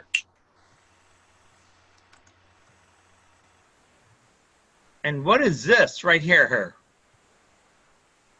That's a hypnotized one. It's still hypnotized, although it's going to get a new saving throw next round. Well, I'm going to ignore that one too. It's not hurt. It's not injured. It looks like, according to my screen, it's like almost dead. It is a yellow dot. It's not injured. This one's very injured, Hypnotized. and this one's injured. Yeah. Along with that one. That's the one right above llama. All right. Well, I want to ignore this one, then, and this one. Okay, cool. All right, burst away, my good man. Don't worry about those.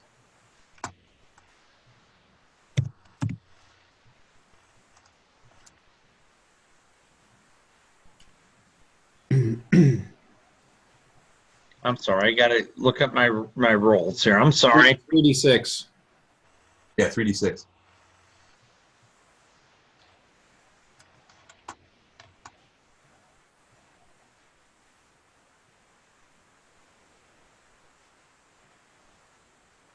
Seven points of healing to everyone concerned. Yeah. Hooray! Yay. All right, very well done. Okay, Nolan went, Leonard went, Snapper went. All right, that is the end of the round. We go into round 3. The battle is joined. Kazir and Phineas. Now, Kazir, I think you're still stunned, right? You're stunned for this round and next round? Yeah, I'm stunned for 2, so I don't know if that starts counting last round when it happened. You'd already moved last round, so it counts this round. So this one, and then next round, and then you're back. Okay. Okay, so then Phineas, you're up. Now, you have that hypnotized guy. You haven't done anything else, but if you want to go back, now the aura of courage is done now, too. So you guys that continues.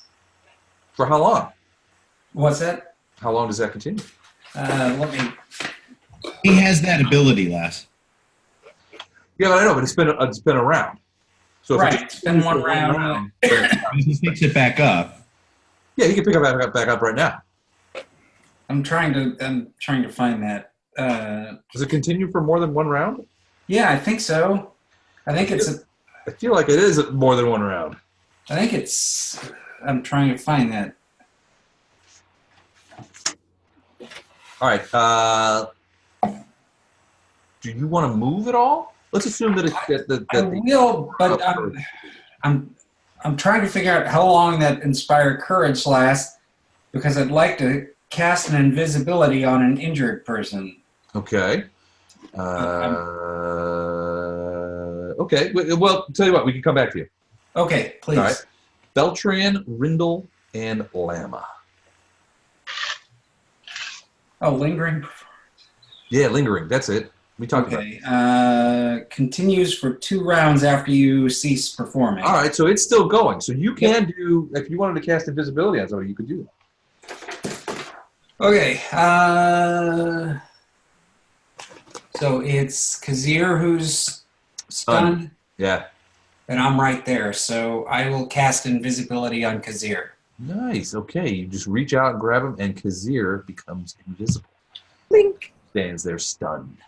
You see the creature in front of like, and it sees you, Phineas. Behind. Oh boy. Oh boy. All right. You gonna move at all, or? Yeah, I'll move if I can. You can, because you were standing right next to Kazir, so all you had to do was reach out to him and make him invisible. So you're gonna run over there behind. Okay. Llama. Hey, Everybody's. It's hi, like, Llama. you know what this reminds me? You ever see those Vietnam War movies where all the soldiers sort of get behind the tank and sort of walking towards the city? Right. Going off. That's what you guys are kind of doing. It's like, all right, Lama, go. I can't fight. I can't fight. Beltran, Rindle, and Lama. You guys are up. Hey, Les, I moved to right here, Okay. Clearer shot. and I don't know if you can see my aura that I got set up. You cannot. Okay. Oh, the yellow. Yeah, I see it. I see it. I'm going to burst, but I do not have selective channeling.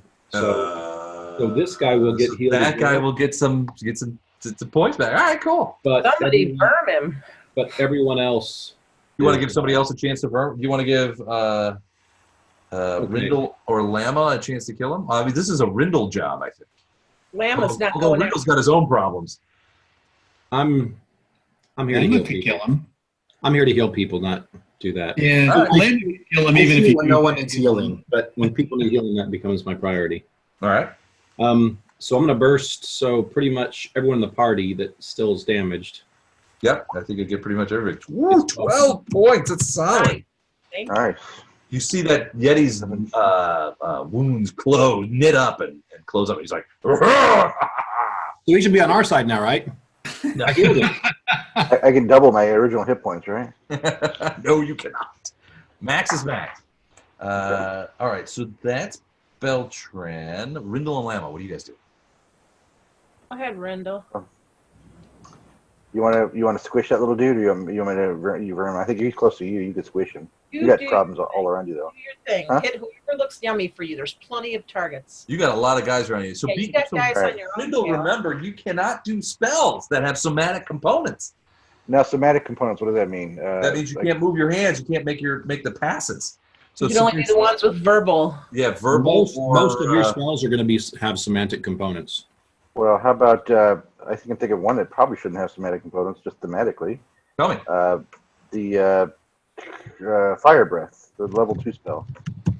How can I be having somatic if I'm breathing on you?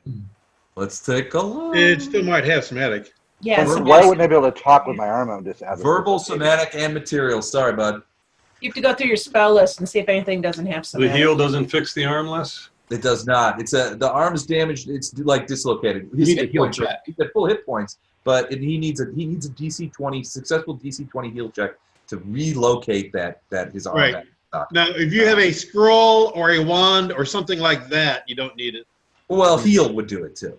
No. I If heal you have a myself. scroll or a wand, he can cast You can that. use a wand or a scroll to attack with. Right. Yeah. You do What's the spell. DC on the heal? DC 20. You 20. can't do it to yourself. Jeez.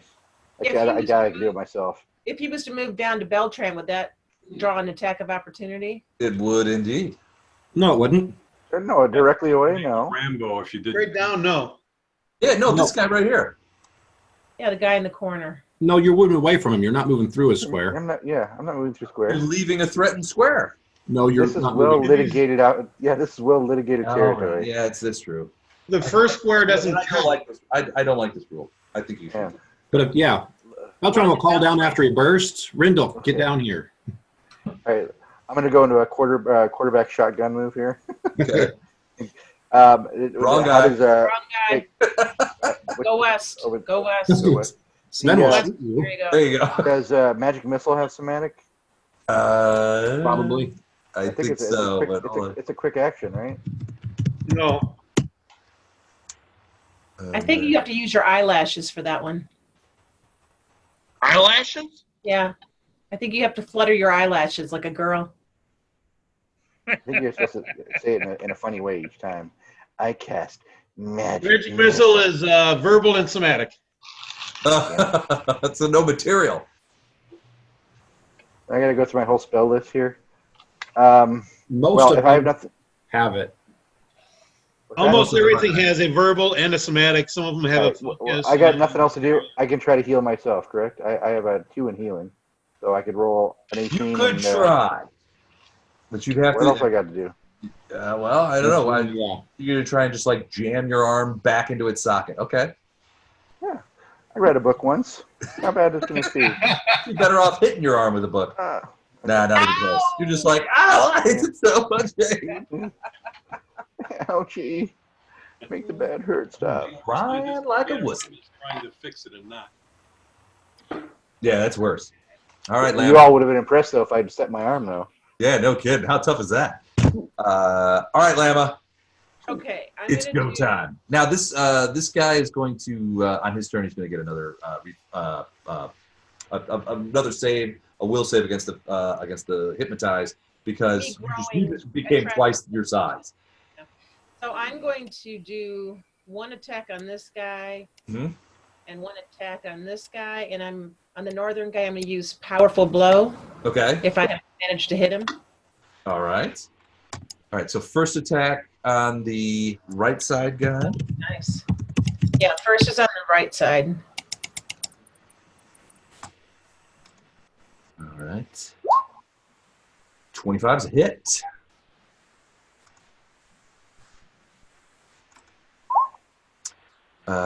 Wow, 21 points of damage. That's gonna that healing that he got from Snapper, not gonna help him. He goes down. And I say, these are not your horses. 18 is also a hit. All right. So, And now this is the one with powerful blow, right? yep, so I get to add 2 points to that. Woo! 18, another whomper. So that's not gonna be enough. Oh, wait a second. 25. Seriously, 25. 25? Yeah, That's how many hit really points. 25. almost. Oh! You got him. 25. He had 25 hit points even. He goes down. So you see just a giant llama just go slash, slash, and just wipes these yetis out. Just So what you're saying is enlarge helped. field of Yes, weeds. large helped. Yes, yes. Large yes. definitely helped. All right. So, okay. Then it's Phineas kept me alive, and you made me stronger, and Nolan kept me alive. Yeah, all you guys helped. That wouldn't happen without all you guys. We do the same thing to Fletcher.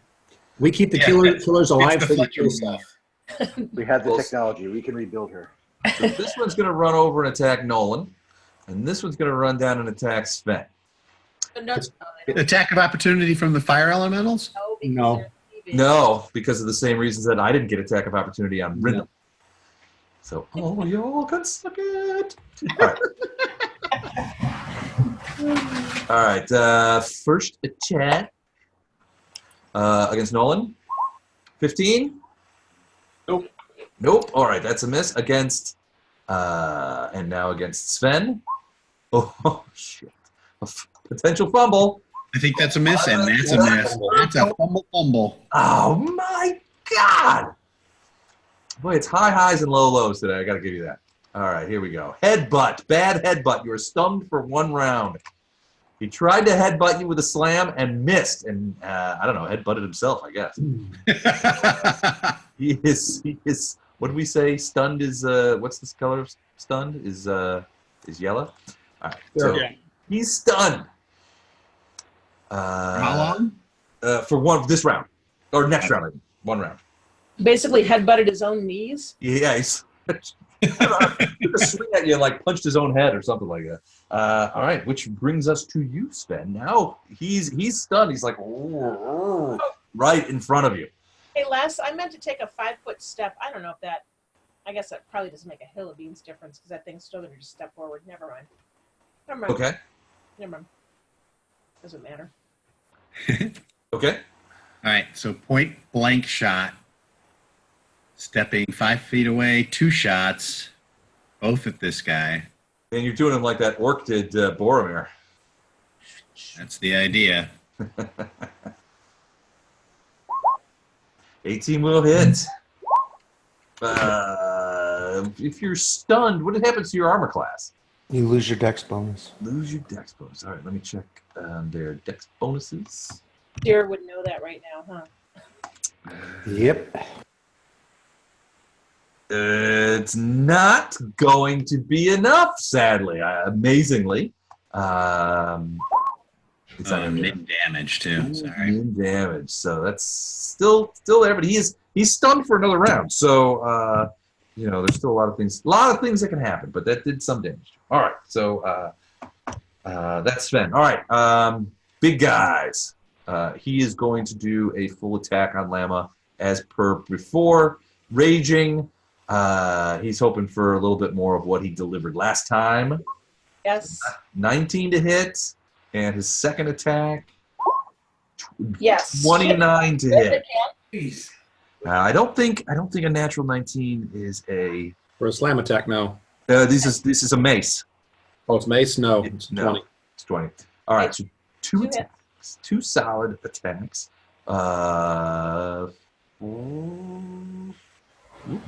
First, wait. He needs tattoos when you have scars. Yeah, first attack, or first damage is 11. Second is 10. Man, he's killing it. 21 points of damage. As this guy just keeps giving you the Fighters business. older should like lose charisma. It's true because of all the damage. Of course, you didn't dislocate an arm. So I know. That's what I'm saying. I'm going to be like a 4. Guy is flat-footed for another round, which means he can't attack, can he? If you're flat-footed, you cannot. Right. Attack. Right. Okay. So he's done. But he's back next time. The brown, the color of flat-footedness, is gone. He is back in business. All right. Bottom of the order: Nolan, Leonard, Snapper. What's it gonna be? Nolan's taking a pee break. Okay. Hey, Les, can I ask you a quick question? Mm-hmm. I was trying to look this up, but maybe you can just tell me. Sure. I may have messed up. On the guy that's stunned, should I have gotten sneak attack damage on him? Because he'd be flat-footed, right? Yeah. Yeah, you should have gotten sneak attack damage on him. Yes, you would. He would be flat-footed. All right. So can I add that now? Yes. Let me double check and make sure. I want to make sure stun creature drops everything held, can't take actions, -2, loses dex. Yeah, when you lose your dex bonus, that's essentially flat-footed. 8 more points. Not gonna be enough to kill him, but it helps. But quite enough to anger him. All right, Nolan, Leonard, Snapper.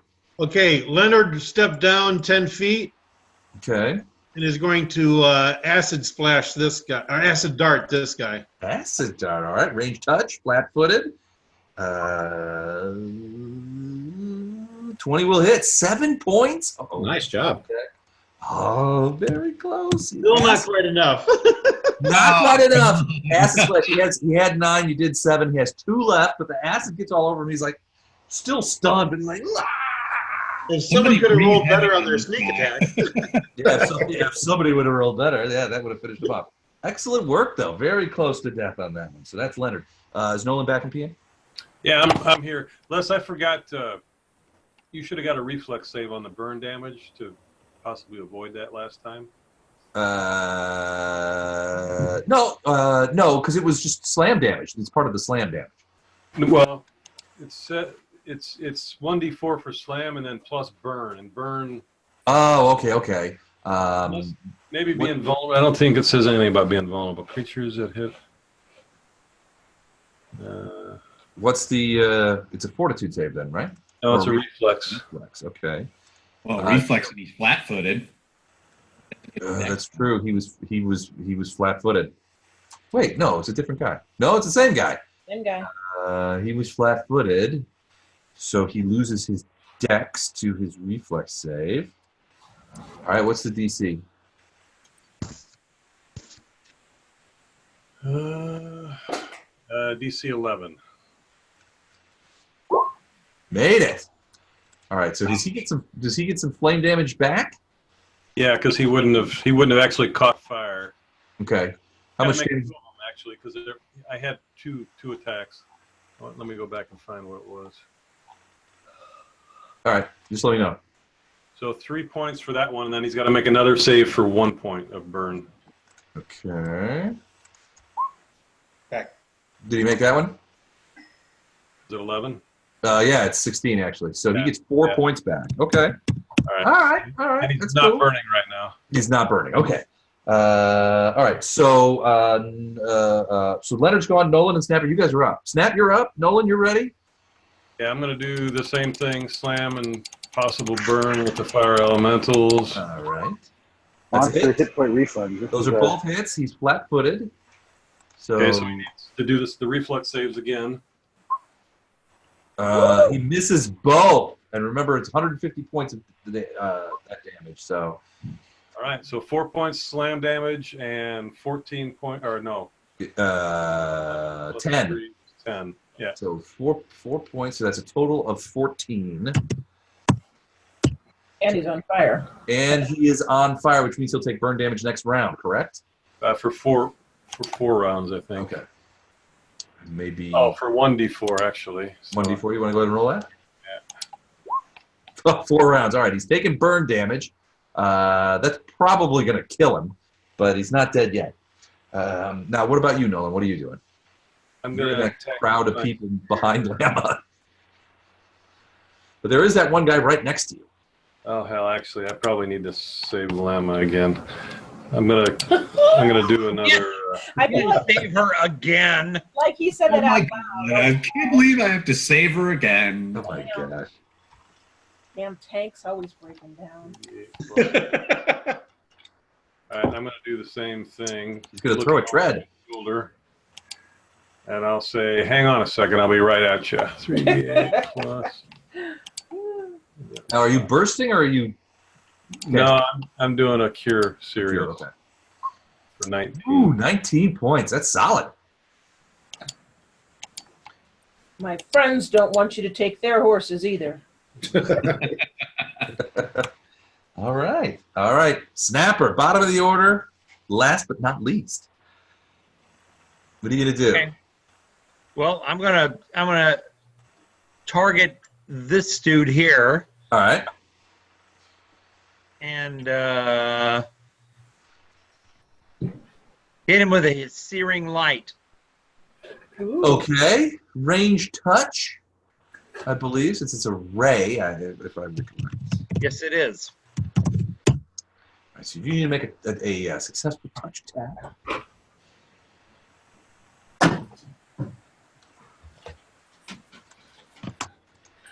So go ahead and roll that. His AC is 15. Give me a second. Okay.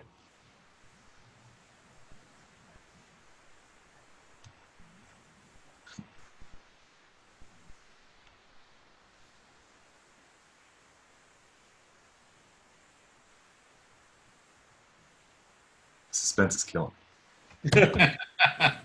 Yeah, right. Do do do do do do do. It's the theme from Jeopardy. Is that right? Who's a hits? All right, so he is neither, looking at the spell, he is neither undead nor a construct. So it does 1d8 points of damage per 2 caster levels. You're 5th. So 2d8. that would be 2d8. 3. 3? Oh, because of first, he gets it at first level. Yeah, you're right.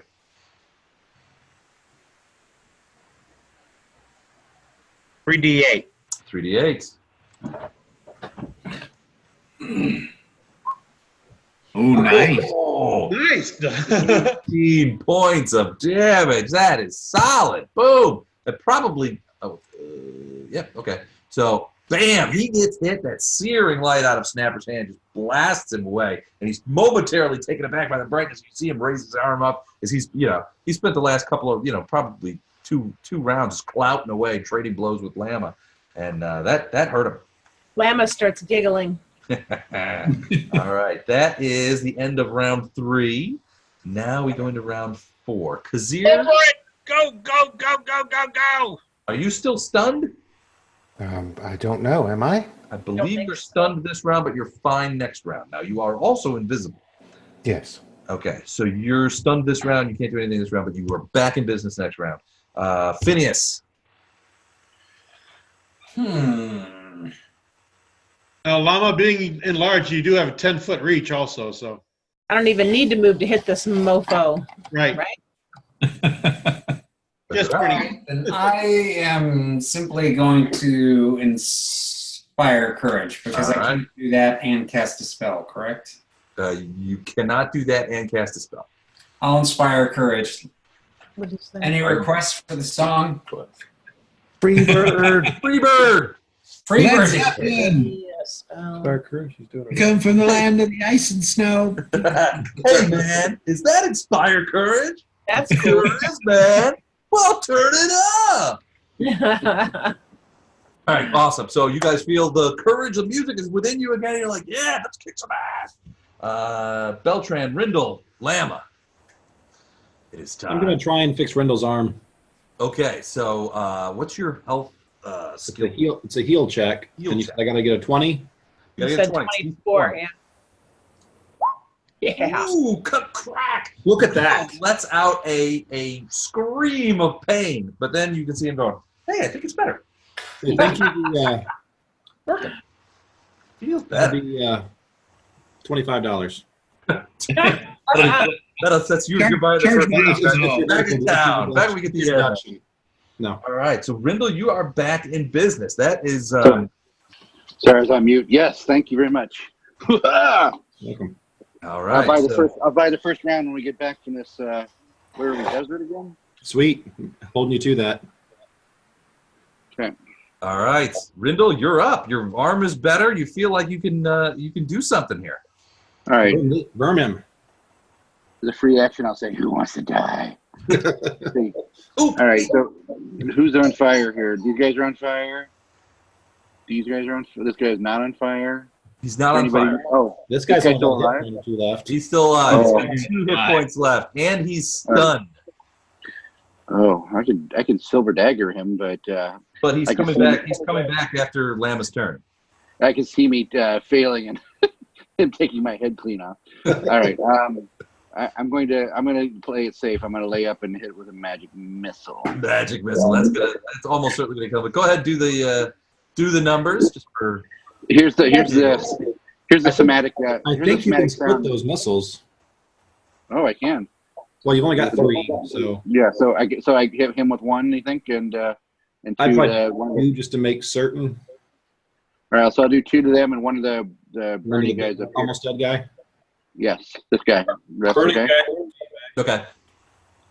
Okay. So 1, There 2, we and go. then 3 goes to north. Can I roll them all together, or you want to roll them separately? Yeah. No, you can roll. My somatic sound is vermithrin. All right. 2 and 3 is 5. That will kill him, and then 5 for this guy, which he is unhappy about.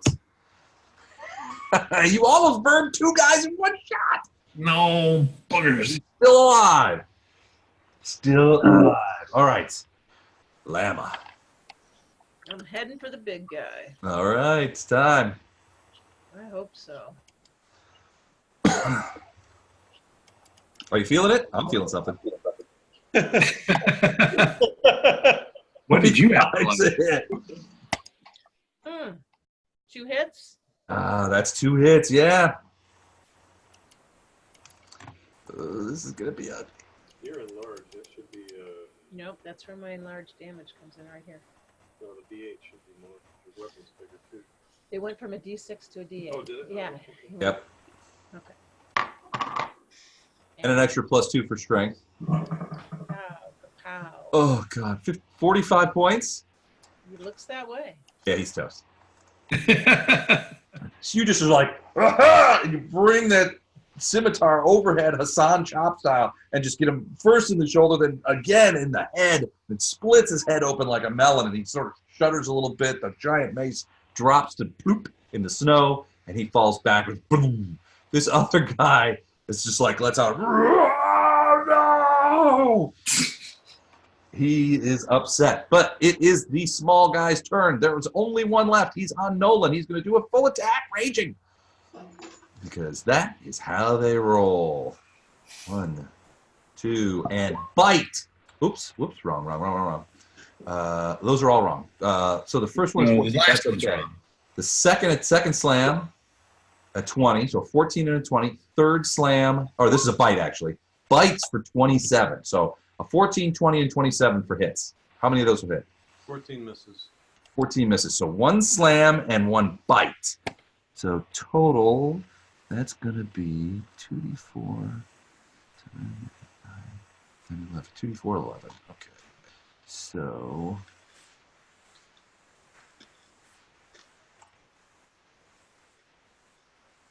Ooh, 15 points of damage. Could have been better, but not nothing. How you doing on hit points, Nolan? I'm hanging in there. Hanging in there. That's what I hate to hear, that kind of stuff. All right, so Sven, Rindle shot your guy with magic missile, so you don't get to Boromir him, but then you could burn the far guy if you wanted to. It's possible. It's possible. Rindle, you want to go first? Nolan needs help. It's Sven, it's your turn. Yeah, I already went. It's not Rindle's turn. Oh, I'm sorry. I thought you said Sven and Rindle. No, just you. You're all by yourself Okay. in the initiative roll, in between the two creature sets. 5-foot step forward. We still have the. You need an AOE here. AOE to take care of all those creatures. First shot straight at the guy in front of me. Okay. And the big Yeti is burning too, so he's going to die regardless. Yeah, he's checking out, but 27 will hit. Oh, was that And who you were then- aiming for? At the little Yeti. Oh. Yeah. Oh, you're aiming at the big one or the little one? Well, the Little first one, one was the okay. big one, second one was the little one. All right. Oh. The 22 will hit as well. All right, so damage on the big guy. It's Whoa. Wait, you don't get all that sneak attack damage. He's not He's flat-footed anymore. flat-footed. Not anymore. That came off last time, my friend. But he hasn't had his turn. But it doesn't matter. There you go. Yeah, it's not gonna matter. He falls. The arrow takes him high in the head, in the eye, buries itself deep in his brain, and he falls miserably, a dead dude. And take the 22 on the little guy then. 22 on the little guy. Now flanking. Never mind. Shit. I definitely have flank. 22. You're killing me here. Those arrows hit him. Oh, he's hurt bad. So here it comes. I am out of big guys. So that's that. Now it's Nolan, Leonard, and Snapper. So the three of you have one guy with 3 hit points left. So it's a Vermoth. Leonard, you miss with the acid. The acid goes shooting off the other way. So that's a miss. Leonard misses. He does not get the Vermoth. Nolan and Snapper. First come, first burned. Yeah. Nolan gets the hit. That's a hit. Can you do more than 3 points of damage? Yeah. Yeah, he puts him down. Boom. And he goes down. And Snapper is left holding the bag, caught on base. Yeah. What is this right here? Those are fire elementals that Nolan summoned. And they gleefully dance around the Yeti bodies, lighting them on fire. And soon there is a huge conflagration of Yetis burning merrily in the snow. Yay! All right. I request the Who song. Yeah. Wahoo! Yeti. All right, your horses Was that come three over rounds? there. They're pretty frightened, but they calm down pretty quickly. They're professional horses. But it looks, a few of them have a couple of scratches. One of them might have been bonked a little hard, but they seem, generally speaking, to be in good condition. Your guess is that they were the invisibility good for Kazir. Yeah, where's Kazir? Nobody knows. But Kazir, you're like, I'm right here. What are you talking about? And Kazir punches Beltran and invalidates the invisibility. I'm right here. But since it was an offensive action against Beltran, he invalidated the spell. So How you many guys rounds was that fight last? 4? Huh? How many rounds was that fight? It was 4 rounds. So, solid fight. Okay, so you guys kind of look at this outpost and check out. This is that guy that you got the things from. That little hut, that was his hut, burning merrily. That's what the smoke is from. There's a couple of torches laid down. Basically, it looks like these guys killed his dogs, killed him, and were trying to capture the horses, maybe to kill them and take them back up into the mountains for food or something like that. There's not a ton of, his hut's burning like crazy. The other hut has some stores, a barrel of half frozen water, wood, some food, Does anyone have create water? I do. You want to help? You guys want to put out the fire? Yeah, All right. Would you want to put out the hut fire, or do you want to put out the Yeti fire? the hut. Okay. Let the Yetis burn. So create water, is that a cantrip? Yeah. All right. So you can do as much of that as pretty soon you'll have it out, and the black smoke of the burning hut turns to the white smoke of steam coming off of the now sodden logs. You can kind of go around in there and take a look around. You don't find much. Takes you a minute to get in there. It's pretty hot, but it cools down after a while, especially in this weather. But you do find what looks to be underneath his old bed. It's like which is just like a rough-hewn wood cot with some like skins, furred skins and furs strapped on it. You find a little metal box. Is he dead? He's dead. Yeah, his head's smashed in. I'm going to examine the box. All right, take a look at it. Go ahead and what are you looking for? See if it's locked. See if it's trapped. See if it's initially. Yeah, we'll go for traps. Okay, go ahead and roll it. With water. Yeah. Roll.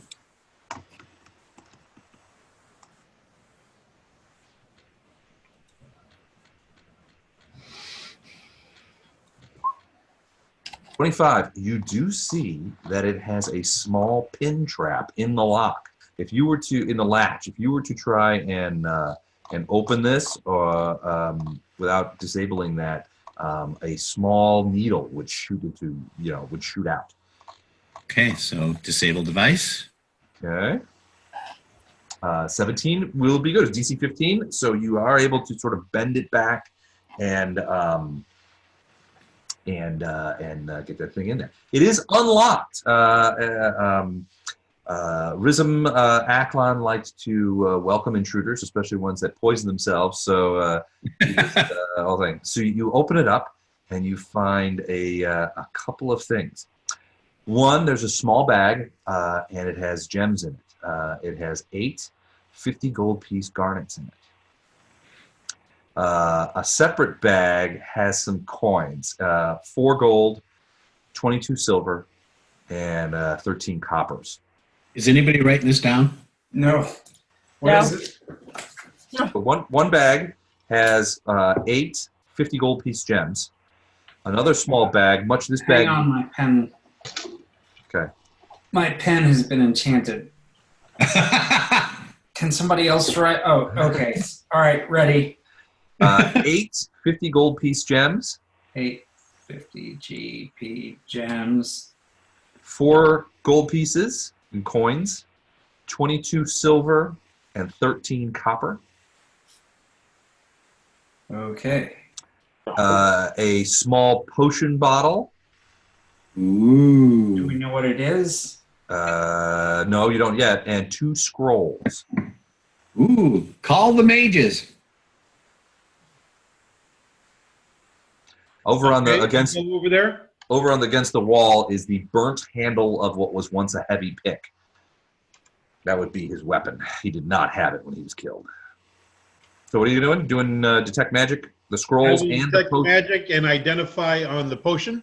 Okay. The potion is a potion of resist elements against cold.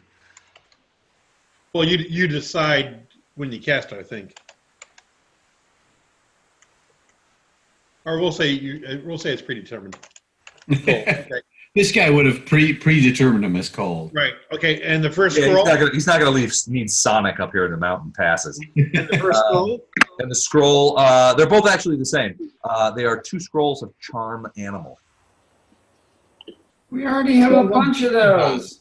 Yeah, you already have a bunch of those. He was selling them. Hey, what about the pick? Is it possible that the part of it was magic, or it doesn't radiate magic? It doesn't look like it was masterwork. You think it was just his the combination of his tool and his weapon. You think he used it for both. You get the impression that maybe it's like more of a miner's pick, like maybe he was doing a little prospecting up here all by himself. Okay, detect magic and kind of like scan the hut. Anything else in here? No, nothing else in magic in there. There's some clothes and stuff like that, and some furs, a couple of things. Nothing that you would think would have much in the way of value. Nothing radiates magic, though. Nothing radiates magic. Now we search for secret doors to the dungeon, right? Yeah. Okay, we're gonna search the hut for secret doors. Your secret doors? All right, take a look. Hey, Les. Mm-hmm. If we investigate the body, just detect magic. Anything on him? There is something on him. Oh. Deep, hidden behind a pocket in his intestines. there's a small separate compartment, a small pocket that you didn't necessarily see from the outside, and that you would probably have missed. It's quite small. Inside is a small figurine of a raven made out of silver that radiates magic. Ooh, dibs. Are we thinking of familiar here? Different figurines or tokens have different powers and everything, so it's not really a familiar, but It's a silver raven figurine. yeah. Okay. I just drug my way through the Legend of the Drizzt, a core book there, which is painful to read, and so reminds me of the Silver Panther. Do you want to go ahead and do identify on it? Yeah. Or, spell check it. I mean. It is indeed a silver raven figurine of wondrous power. The silver figurine turns into a raven on command, but retains its metallic consistency, which gives it a hardness 10. Sort of like the clockwork owl on Clash of the Titans. Another command sends it off into the air bearing a message, just like a creature affected by animal messenger spell. I'm interested in that, but there's multiple spellcasters in this party, so we can. Can maintain its non-figurine status for 24 hours per week, but the duration does not need to be continuous. So wouldn't this be considered a familiar? It would be more of a toy, right? Kind of, yeah. It's a tool. A tool. It's not really a thing. One other thing you notice on the and it doesn't require a magic user or cleric to use. Right. Yeah, anybody can do it as long as they can command it. Even a caveman. So a silver raven figure of wondrous power. Do we have a particular scout, someone who sometimes goes up ahead? I don't know. I've done it in the past to try to talk to people. It'd be Phineas or Sven. Either one of those would be. Who's your main message guy? Well, I've got diplomacy and languages. Right. Yeah, I only have linguistics. I don't know that I can do much with it. So then go ahead and take it. I'll take it. Why wouldn't we give it to Phineas, since Phineas has the languages? More language. Wait, is language? Okay. Yeah, I have a bunch of languages. I have diplomacy. I have linguistics. I can read magic. I can't write it. What's your linguistics?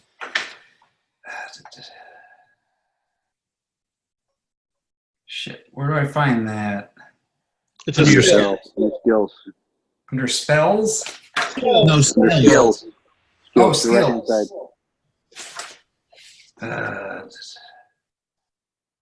+5. So mine's 12. Mine's 12 as well.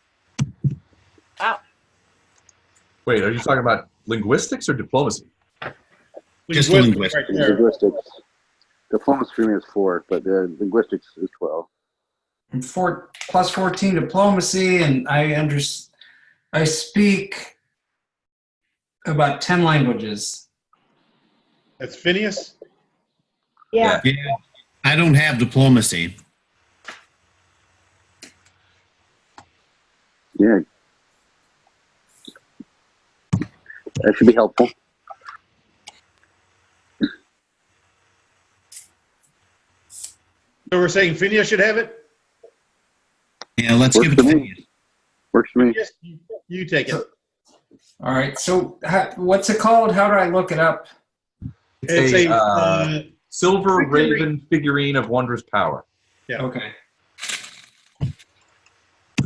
Is it something I can share? Do I have to? Well, you would carry it with you and use it. I mean, it could be sent to us to deliver a message or something like that, or. Okay. Okay. All right. So it's not a one-on-one thing. I mean, I'll carry it, but I could hand it to somebody else if need be. Right. Yes. Yes. Okay. Cool. Think of it as a tool. It's just a tool. Okay. Like me. Yeah. All right. So while you guys were deciding what to do, I did a quick computation of the experience points because that was the end of the adventure. And you guys begin making your way back to Yanmas to catch the night barge, all the way back down to Casimir and over to Thing. It takes a long time for you to get back to Kathir in Kadira to meet Master Bashir. But once you get there, you have the bones that he sought. He brings all his clerics to look at them and things like that, and he seems very, very pleased. Don, you were already at 6th, right? I am at 6 plus 1, basically. All right, you're still at 6 plus 1. Doug, you have gone to 6th level. Gordon, Nolan, you have gone to 6th level. Jennifer, Lama has gone to 6th level.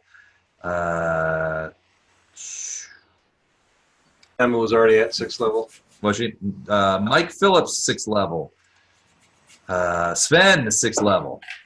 Everybody else is still 5th. That's Chuck and Matt and Andrew are still at 5th level.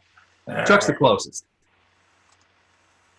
Hey, Les, what's my XP? Your XP is 23,294. You want me to tell everybody what their current XP counts is? Yeah. Like that. All right, Don, 30,267. Doug, 23,170. Gordon, 23,241. Jennifer, 24,441. Chuck, 21,423. Matt, 19,343. Mike Phillips, 23,294. Dan, 24,205. And Andrew, 22,35. Okay. 2,235? 20,235. Ah, okay.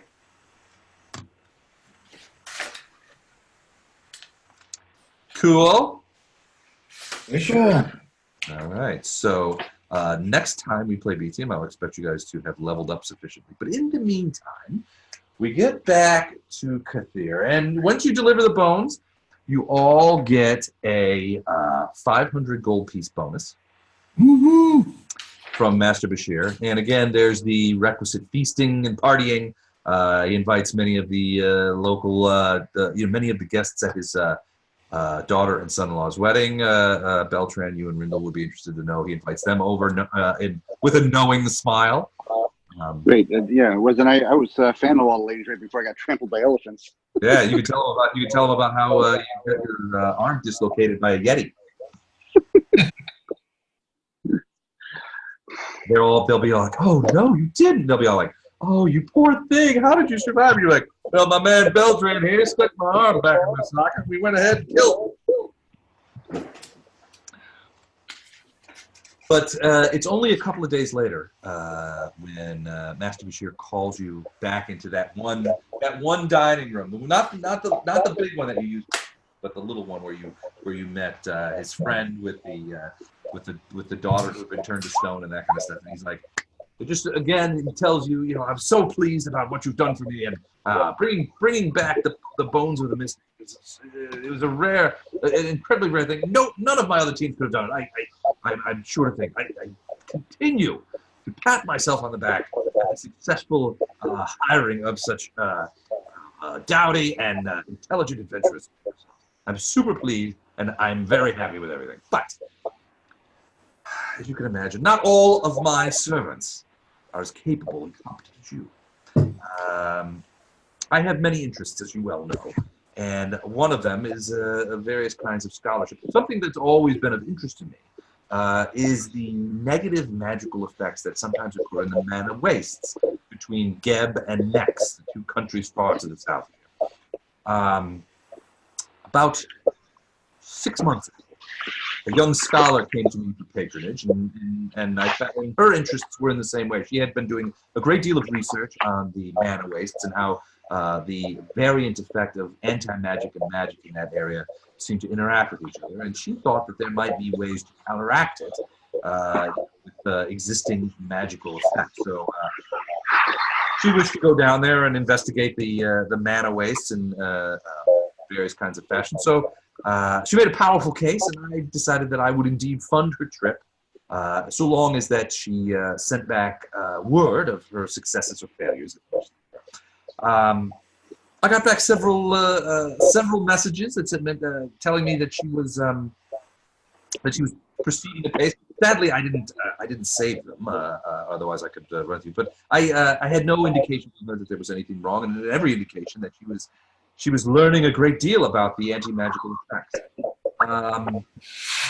She also told me that she was compiling. She was a great writer, and she also told me that she filled no less than 4 journals filled with information. She was always, as a scholar, she always kept detailed notes.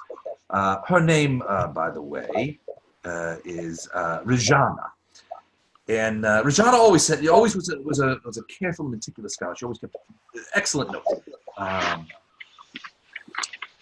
She's probably one of the best scholars on these arcane mysteries that I've ever met. But a month ago, I got a message from her that said she said that she suspected there was some sort of hidden dimensions in the mana wastes that were not only interacting with the anti-magic fields, but maybe could be used to return magic once again, at least into certain areas. Honestly, between you and I could care less about returning magic to Geb and Nex. It is a desolate garbage heap, in my opinion. But the idea is true. And I care a lot about what ruins and perhaps hidden sanctums might be concealed there while the magic there lay dormant. I didn't have enough time to send another message back, but I haven't heard from her in a long time. I was hoping. She's been overdue by a couple of weeks for her messages, where it used to be that she was quite punctual about her messages. And I was wondering if you guys might not go there and take a look around for her. She posted her messages from a place that she called Geb's Rest. My wizard, whom you've met, has located this on various maps in our thing. If you would go there, find Rajana, and bring back whatever notes that she's got in her journals about the mana wastes. She should have 4, and I want all of them if I can get them. And tell her when you see her that I'll review those notes and make sure that she can publish them under her name. I don't care about the credit. I just want you to bring them back. But make sure to prepare yourselves. You can't. The place is a waste. There's nothing there. So I doubt that Geb's Rest is anything but a small, crappy village in the middle of nowhere. But she was using it as a base of operations. You go there. My servant wizard will teleport you outside of the town, and you can go investigate her, meet with Rajana, and bring back her books. With that, if you would. Pass. Go back to the Pathfinders, you insolent bastard. How is she getting that? When you say it's a waste, when you say it's a waste, is it a desert waste? Is it a temperate waste? Yeah, so you've heard of Geb and Nex. They're far to the south of your lady. They are, hold on. We lost you, Les. He left. He's had enough. Well. He's looking up a map. What do we want the next adventure to be? Kazir, you're from Catapesh, right? Kazir? Yeah. All right. So Geb is on the southern border of Catapesh, and you would be Kazir is familiar with the mana waste. Basically, what he would tell you is like nobody goes there. It's high desert. There are a few like isolated outposts, little trading posts, and things like that. But what Kazir would tell you is that Geb and Nex used to be quite a bit more powerful. I mean, 1,500, 1,800 years ago, Geb and Nex were in the southern areas quite powerful, and they were known for producing significant mages and stuff like that. But they always warred against each other, which was weird because, as Kazir would tell you, they were roughly the same people. It was more tribal warfare than anything else. It wasn't any sort of racial differences or anything like that. But they did produce. Devon Next used to produce pretty significant wizards, and much like the Oridian reign of colorless fire, some sort of magical cataclysm occurred, some wild magic thing, and it created this whole region called the Mana Wastes that is essentially a giant anti-magic field. Now there are areas within the wastes where magic will work, various kinds of things, but by and large, it is a magical dead zone. Kazir would tell you that there's just nothing there.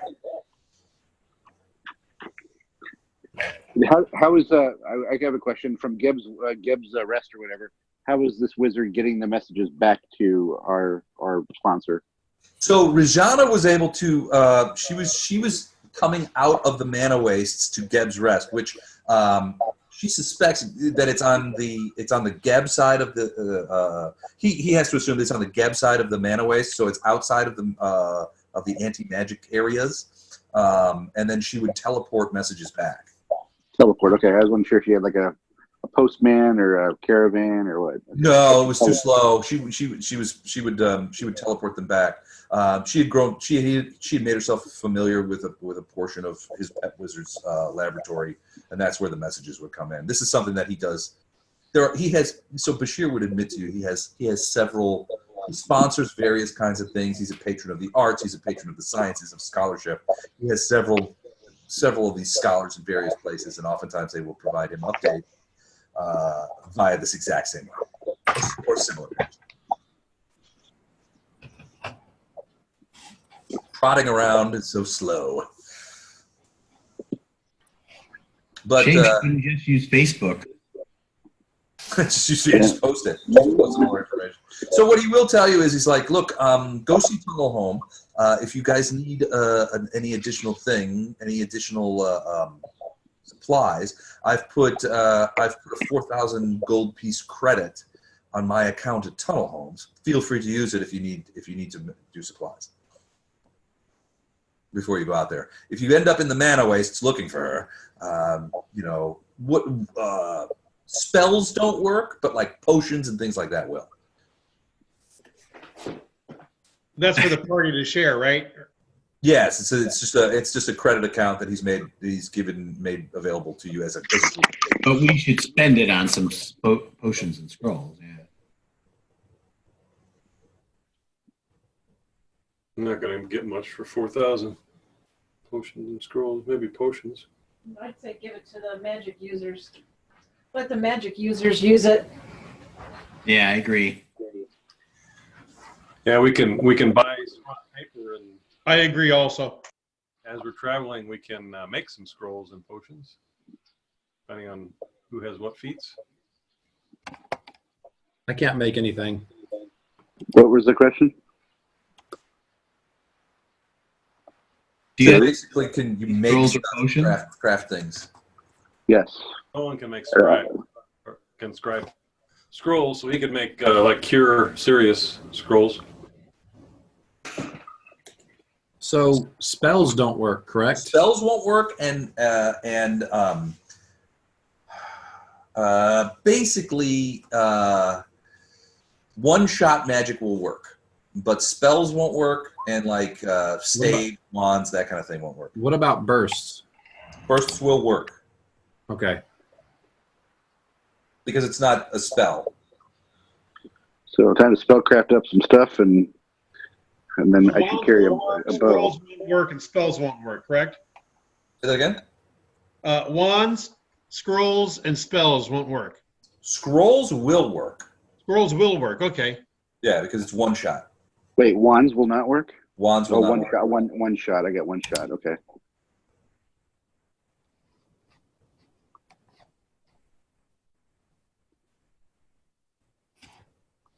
Okay. Do you know what you guys are going to buy? Yeah, I need some mage armor scrolls. Ooh, good call. You should actually pick up some healing scrolls too. I mean, the bursts are nice. There's a lot of healing. I think I want a repeating crossbow. Just forget magic altogether.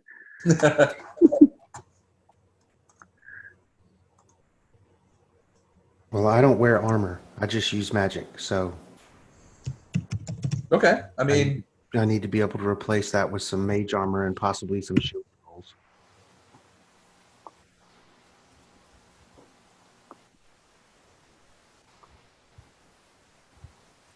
I don't know how much those are. It doesn't necessarily have to come out of the 4K. I've got money too, but We need at least a couple spells to set things on fire, because that's our signature calling card.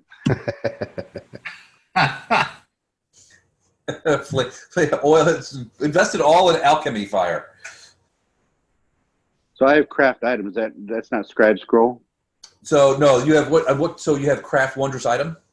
Yes. So that's different. Yeah, that's for making like unique items, and it's a different kind of process. It's not something that you would be able to do in just any little fishing village. Okay, Scrolls, potions, you can sort of cobble stuff together and make what you need, but that's a different kind of thing.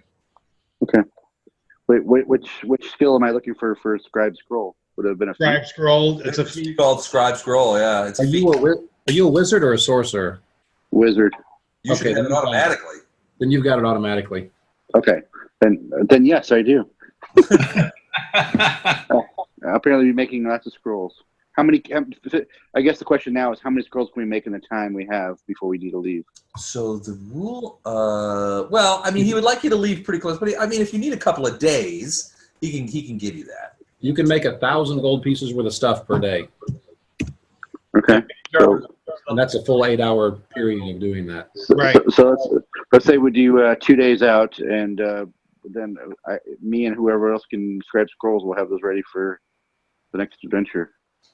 The nice thing is if we can scribe scrolls, we get them at half cost. So. Yeah, I'd like a 1,000 gold piece credit of that, and I'll scribe my own scrolls. Yeah, same. So for 1,000 gold piece credit, you essentially are able to get materials sufficient to scribe 2,000 gold pieces worth of scrolls. Right. Gotcha. Okay. And I want 2 days then. Okay. And then where's the scroll cost list? Can somebody? It's so it's on here. I'll post it. Hold on a second. Thank you. So us divine types, unless we took the feat, don't have the scribe scroll feat. Right. Not automatically, no. So it's basically if you're a wizard, it costs 25 gold pieces for a first level spell, 150 for a second, 375 for a third, and 700 for a fourth level spell. I don't know that you any use. He can't cast a fourth level spell. Right. So both of you, Rindle and Leonard, you guys are both wizards, right? You're not sorcerers. Right. All right. And the rest of you are clerics, so that's the spell list. You can just click on that thing, you can see it. Cure Light's the most economical, but sometimes in combat you need a lot of healing at once, so that's where the Cure Serious is. We'll need a couple of those. Okay. So, I mean, are you guys wanting to use all of the $4,000 credit for scroll materials? Probably want Or use some of it for other stuff? I'd say yes, because we're a magic heavy party, and if you take all of the spells away from this party, that's a huge amount of what we do. That's half the party. We might want to have some camels and stuff too, right? Or they carry like water and other supplies. Well, he's going to teleport us there. Yeah, he's teleporting in there. Okay. Yeah, then spell it up.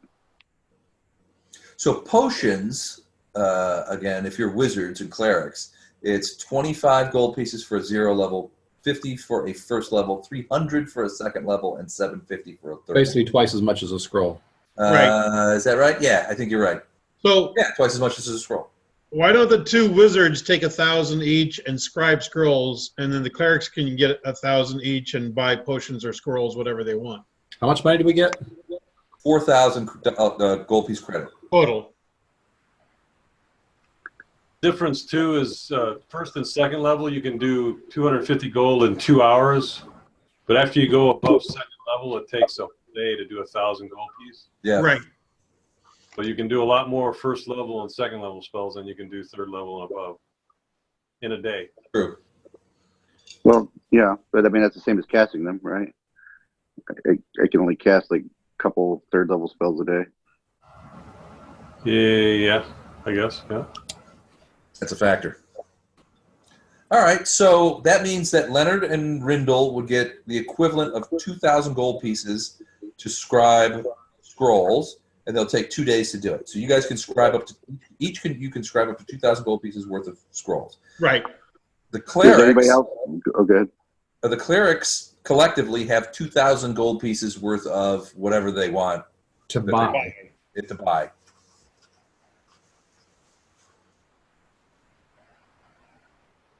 Nolan Does anybody actually scribes scrolls, so he can make scrolls to heal. Okay. I was gonna say I'm an oracle, so I can't. Yeah. Is there anybody else who wants me to scribe a scroll for them that I need to be aware of it so I can add it to the pile?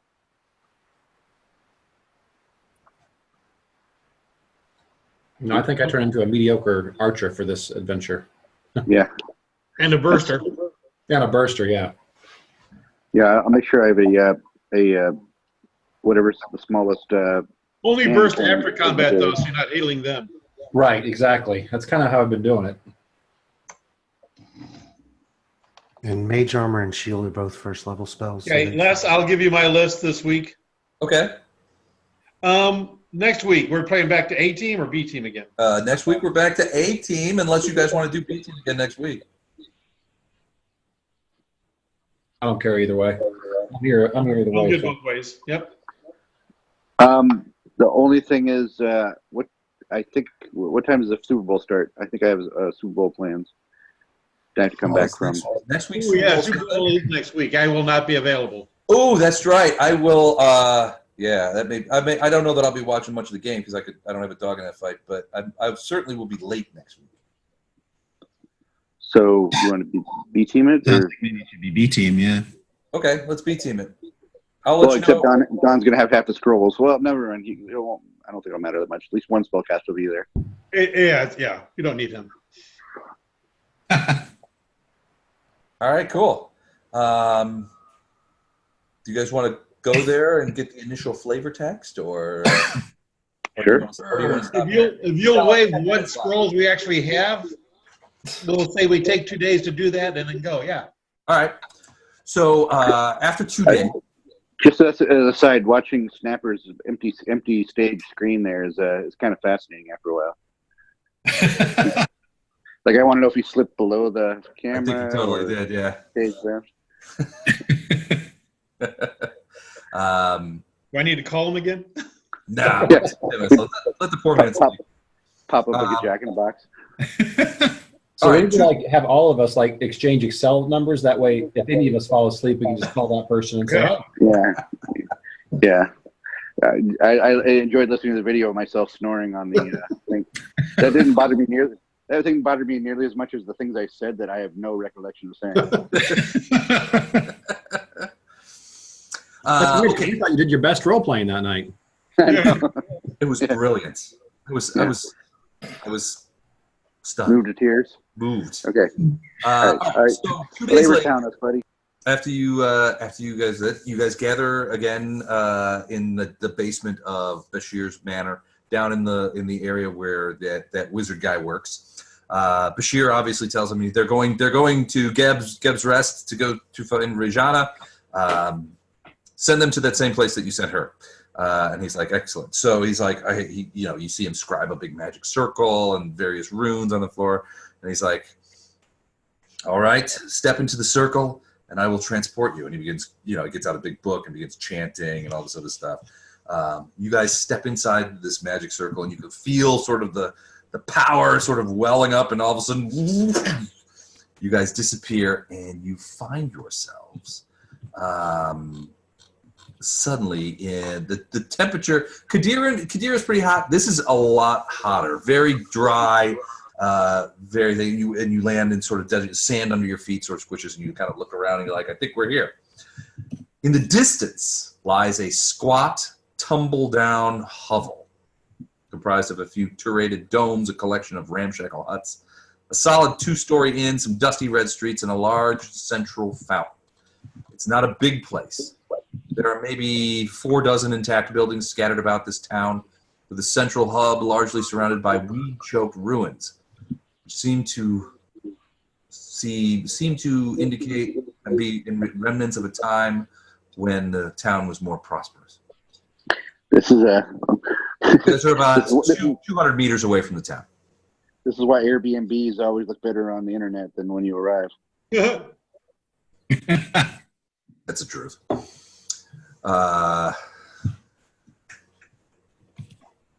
What do? You're about 200 meters away. You don't see anybody in the town. No, we should. Do we ever? Does anybody recall? Is this part where it's supposed to be non-magical, or we got the? I think it's supposed to be the edge of non-magic, right? We're in the area that's probably much non-magical.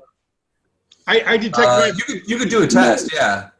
I detect magic. Magic is working here. Okay, so this must be the rest, which was outside the zone. Okay, let's go check in and meet the locals. All right, so you approach the town, and it is the closer you get, the more you start to think that you're not entirely sure that they sent you to the right place. Is kind of the thing that you sort of started to feel. The way Bashir talked about this place, Rajana was sending messages back from here, like this was her base of operations. This was a town, like, with people in it, that kind of thing. But as you grow closer, you do not see anything even remotely resembling a town. I mean, it resembles a town, but there's no people anywhere. As you enter the town, and my page is unresponsive, so we'll just go ahead and try that again. It's the non-magical field left. I've entered a non-magical area, and it's made my Roll20 page unresponsive and weird. As you approach, it's being you realize that Roll20 is being kind of a dick tonight. As we approach, we see to be continued. To be continued. All right, so there's a great swirling wheel ahead. It's a great swirling wheel. Spinning. It seems without fail. Let's go to there. So you approach this town. Can you guys see that? Okay. Yep. All right. You are coming from the direction of Grey Dirge, and you can see the areas here as you come through. I'm going to grab your players, your counters from the other side. So, uno momento, por favor, as I bring you in. In the meantime, ooh, that's pretty. You look around. What's pretty? So this is a reasonably big place, as you can see by the smallness of your icons. You see, but there's no people. Correct. You do not see any people at all. No. Not jump to conclusions yet. Maybe they're underground. No people, no animals, nothing like what you expected. You expected to see something anyway. I mean, does it look like it's been abandoned forever, or does it look like everyone's? It's hard to tell. I mean, it's kind of a tumble down place by any stretch of the imagination. Can I use knowledge local to get some, or geography or something like that, to get a sense of what we're looking at? Okay, sure. Yeah, go ahead. Mute, Matt. Okay, so I'll go with local for a plus 10. All right, what'd you roll? 16. 16. What are you trying to sort of determine? If there was people here recently, or? I want to get a sense of where we are and what to expect. Well, it's very much kind of like a desert town, a bit of a glorified oasis town. So down to sort of the south, off to your right, you can see a small overgrown like pasture field where it has like these little scrabbles of grass. Off to both the top to the west and the east, which is the top and the bottom, you can see that there are essentially some stone ruins. But the buildings in the middle, which form the core of the town, seem to be intact. And you can see the fountain that that Bashir mentioned is in the sort of the middle of the town square there. And you can see that pretty clearly. It's right there. Is there anyone in the inn? You can see what looks to be an inn. Right by the fountain there. Dead Rest Inn. Yeah, that big room. You cannot see anybody around there. I'm going to go in there if nobody stops me. So you're going to go up there? I'll follow. So give me Sven, give me or everybody who goes up there, give me a perception check.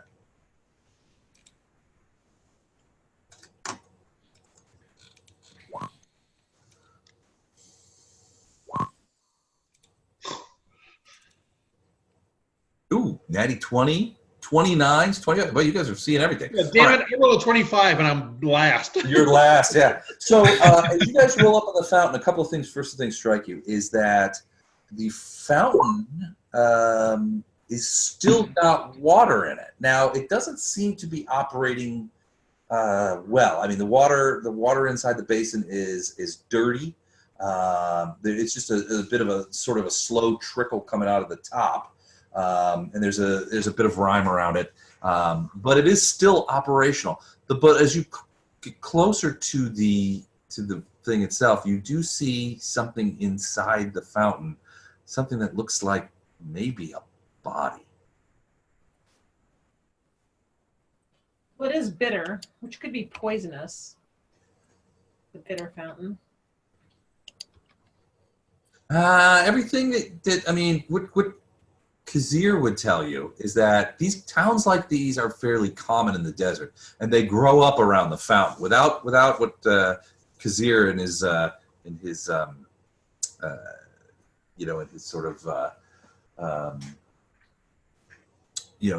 sort of southern way would say, he would call it sweet water. Without sweet water, there's no town. This fountain would not have been like this if this town be here. Like something's wrong with this fountain. Now, Kazir would also tell you that fountains like this often have to be maintained. And without maintenance, this could easily be the result. And just with a little bit of TLC, this could, begin to Without maintenance, somebody always falls into the fountain and somebody always falls in and dies in the fountain. It's just the way it happens. Well, no, there does seem to be a body in the fountain. One of the healers want to take a look?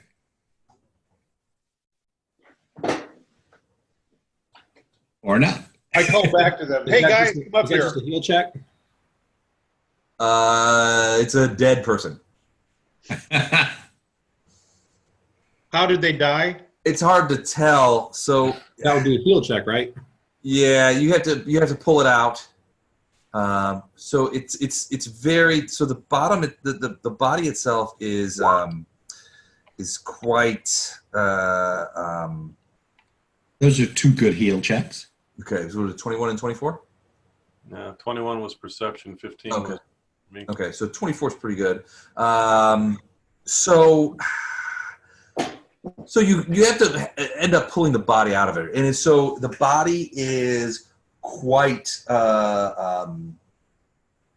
damaged. Juicy? It's not. Well, no, that's the thing. For pulling this out of the fountain, it's not juicy. It's actually sort of a dried up husk. And when you pull it out and sort of, you have to be very gentle with it, otherwise it's just going to come to pieces. It's like it looks desiccated, but then it was in the fountain, so it's got like this sort of like goopy water. You're not sure if the desiccation happened while it was in the fountain, which just seems like regular muddy water, or if it was happened before. But something happened to it. Something bad happened to it. What you don't find is wounds. There are no obvious like stab marks, bashed in skull, broken arm, defense wounds, nothing like that. It's mostly like in a fetal position. The thing. Now it's a body of an adult woman, but it's all crunched up in a fetal position, like it was desiccated or mummified in some way. It is wearing a backpack. Let's grab that. All right. This could be our lonesome traveler here. It could be, yes. Are there 4 journals in it? Let's go home. Well, no, there are not 4 journals in it, but there do seem to be 1 journal in it. Don and you and I can open You the find scroll. a book, and the book's in kind of sad condition, but the backpack did protect it a little bit from the muddy water, and she was partially in and partially out, so it was a little lucky. The title on the front, on the inside page, it says "Magical Mysteries of the Mana Waste Steles." It's about 200 pages long, and it's about half filled with this very tiny sort of handwriting, which looks to be a day-to-day account of some sort of activity in the waste over the last in the mana waste over the last 6 months. Yeah, this might be her. Is it a female? Try out. It's a woman's body, yeah. I detect magic on her. I mean, she might be carrying other things that might be magical to help let us know. She doesn't radiate magic per se, but there is some latent magic, an aura of some sort that comes around her. Probably the result in what you think as a wizard. Probably the result of whatever hurt her, whoever this person is.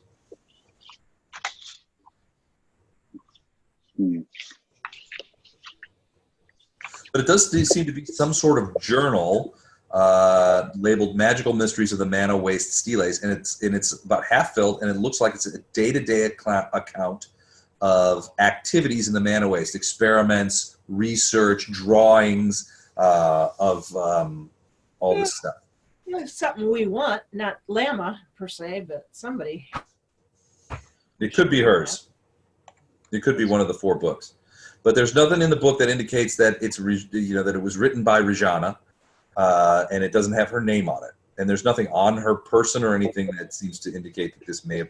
I mean, it could have been her. This book seems a clue in the right, that it was her, but you don't know for sure.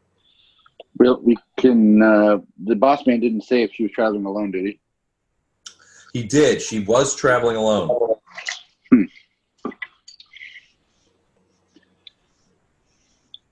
But he would have also said, if he'd have told you that and you guys were there and you guys were like raised an eyebrow like, oh really? He was like, look, she was a competent wizard. I had no reason to believe that she was in any danger. She wasn't. I mean, it wasn't like she was patrolling in dungeons or anything like that. She was moving in and out of the waste. So there are creatures there, but I felt that she was competent enough to handle the little stuff and competent enough to get away from the big stuff.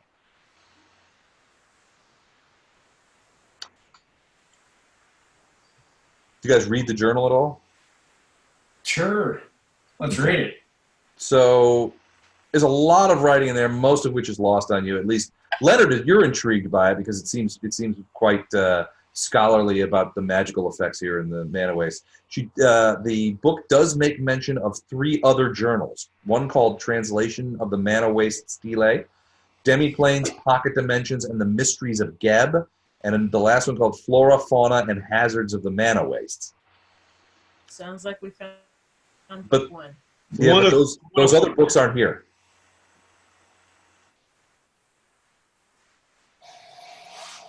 Okay, well, I gotta hit the hay tonight, so I'm gonna have to bug out here. All right, you guys. It's actually after 11. You guys want to stop here? Yeah.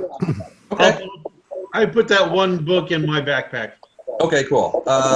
We will return to this at some point, and we will talk over the week as to what we want. It sounds like maybe a short-staffed anti-football team next week. Right. All I'm right. gonna draw an illustration of our golf bags full of scrolls that we're carrying. Yeah, those of you who are going to be making scrolls, if you can get a list of those or buying potions, get a list of those over the week. That'd be great. And we'll just assume that we will have a little bit of a late start, and we will be playing B team next week.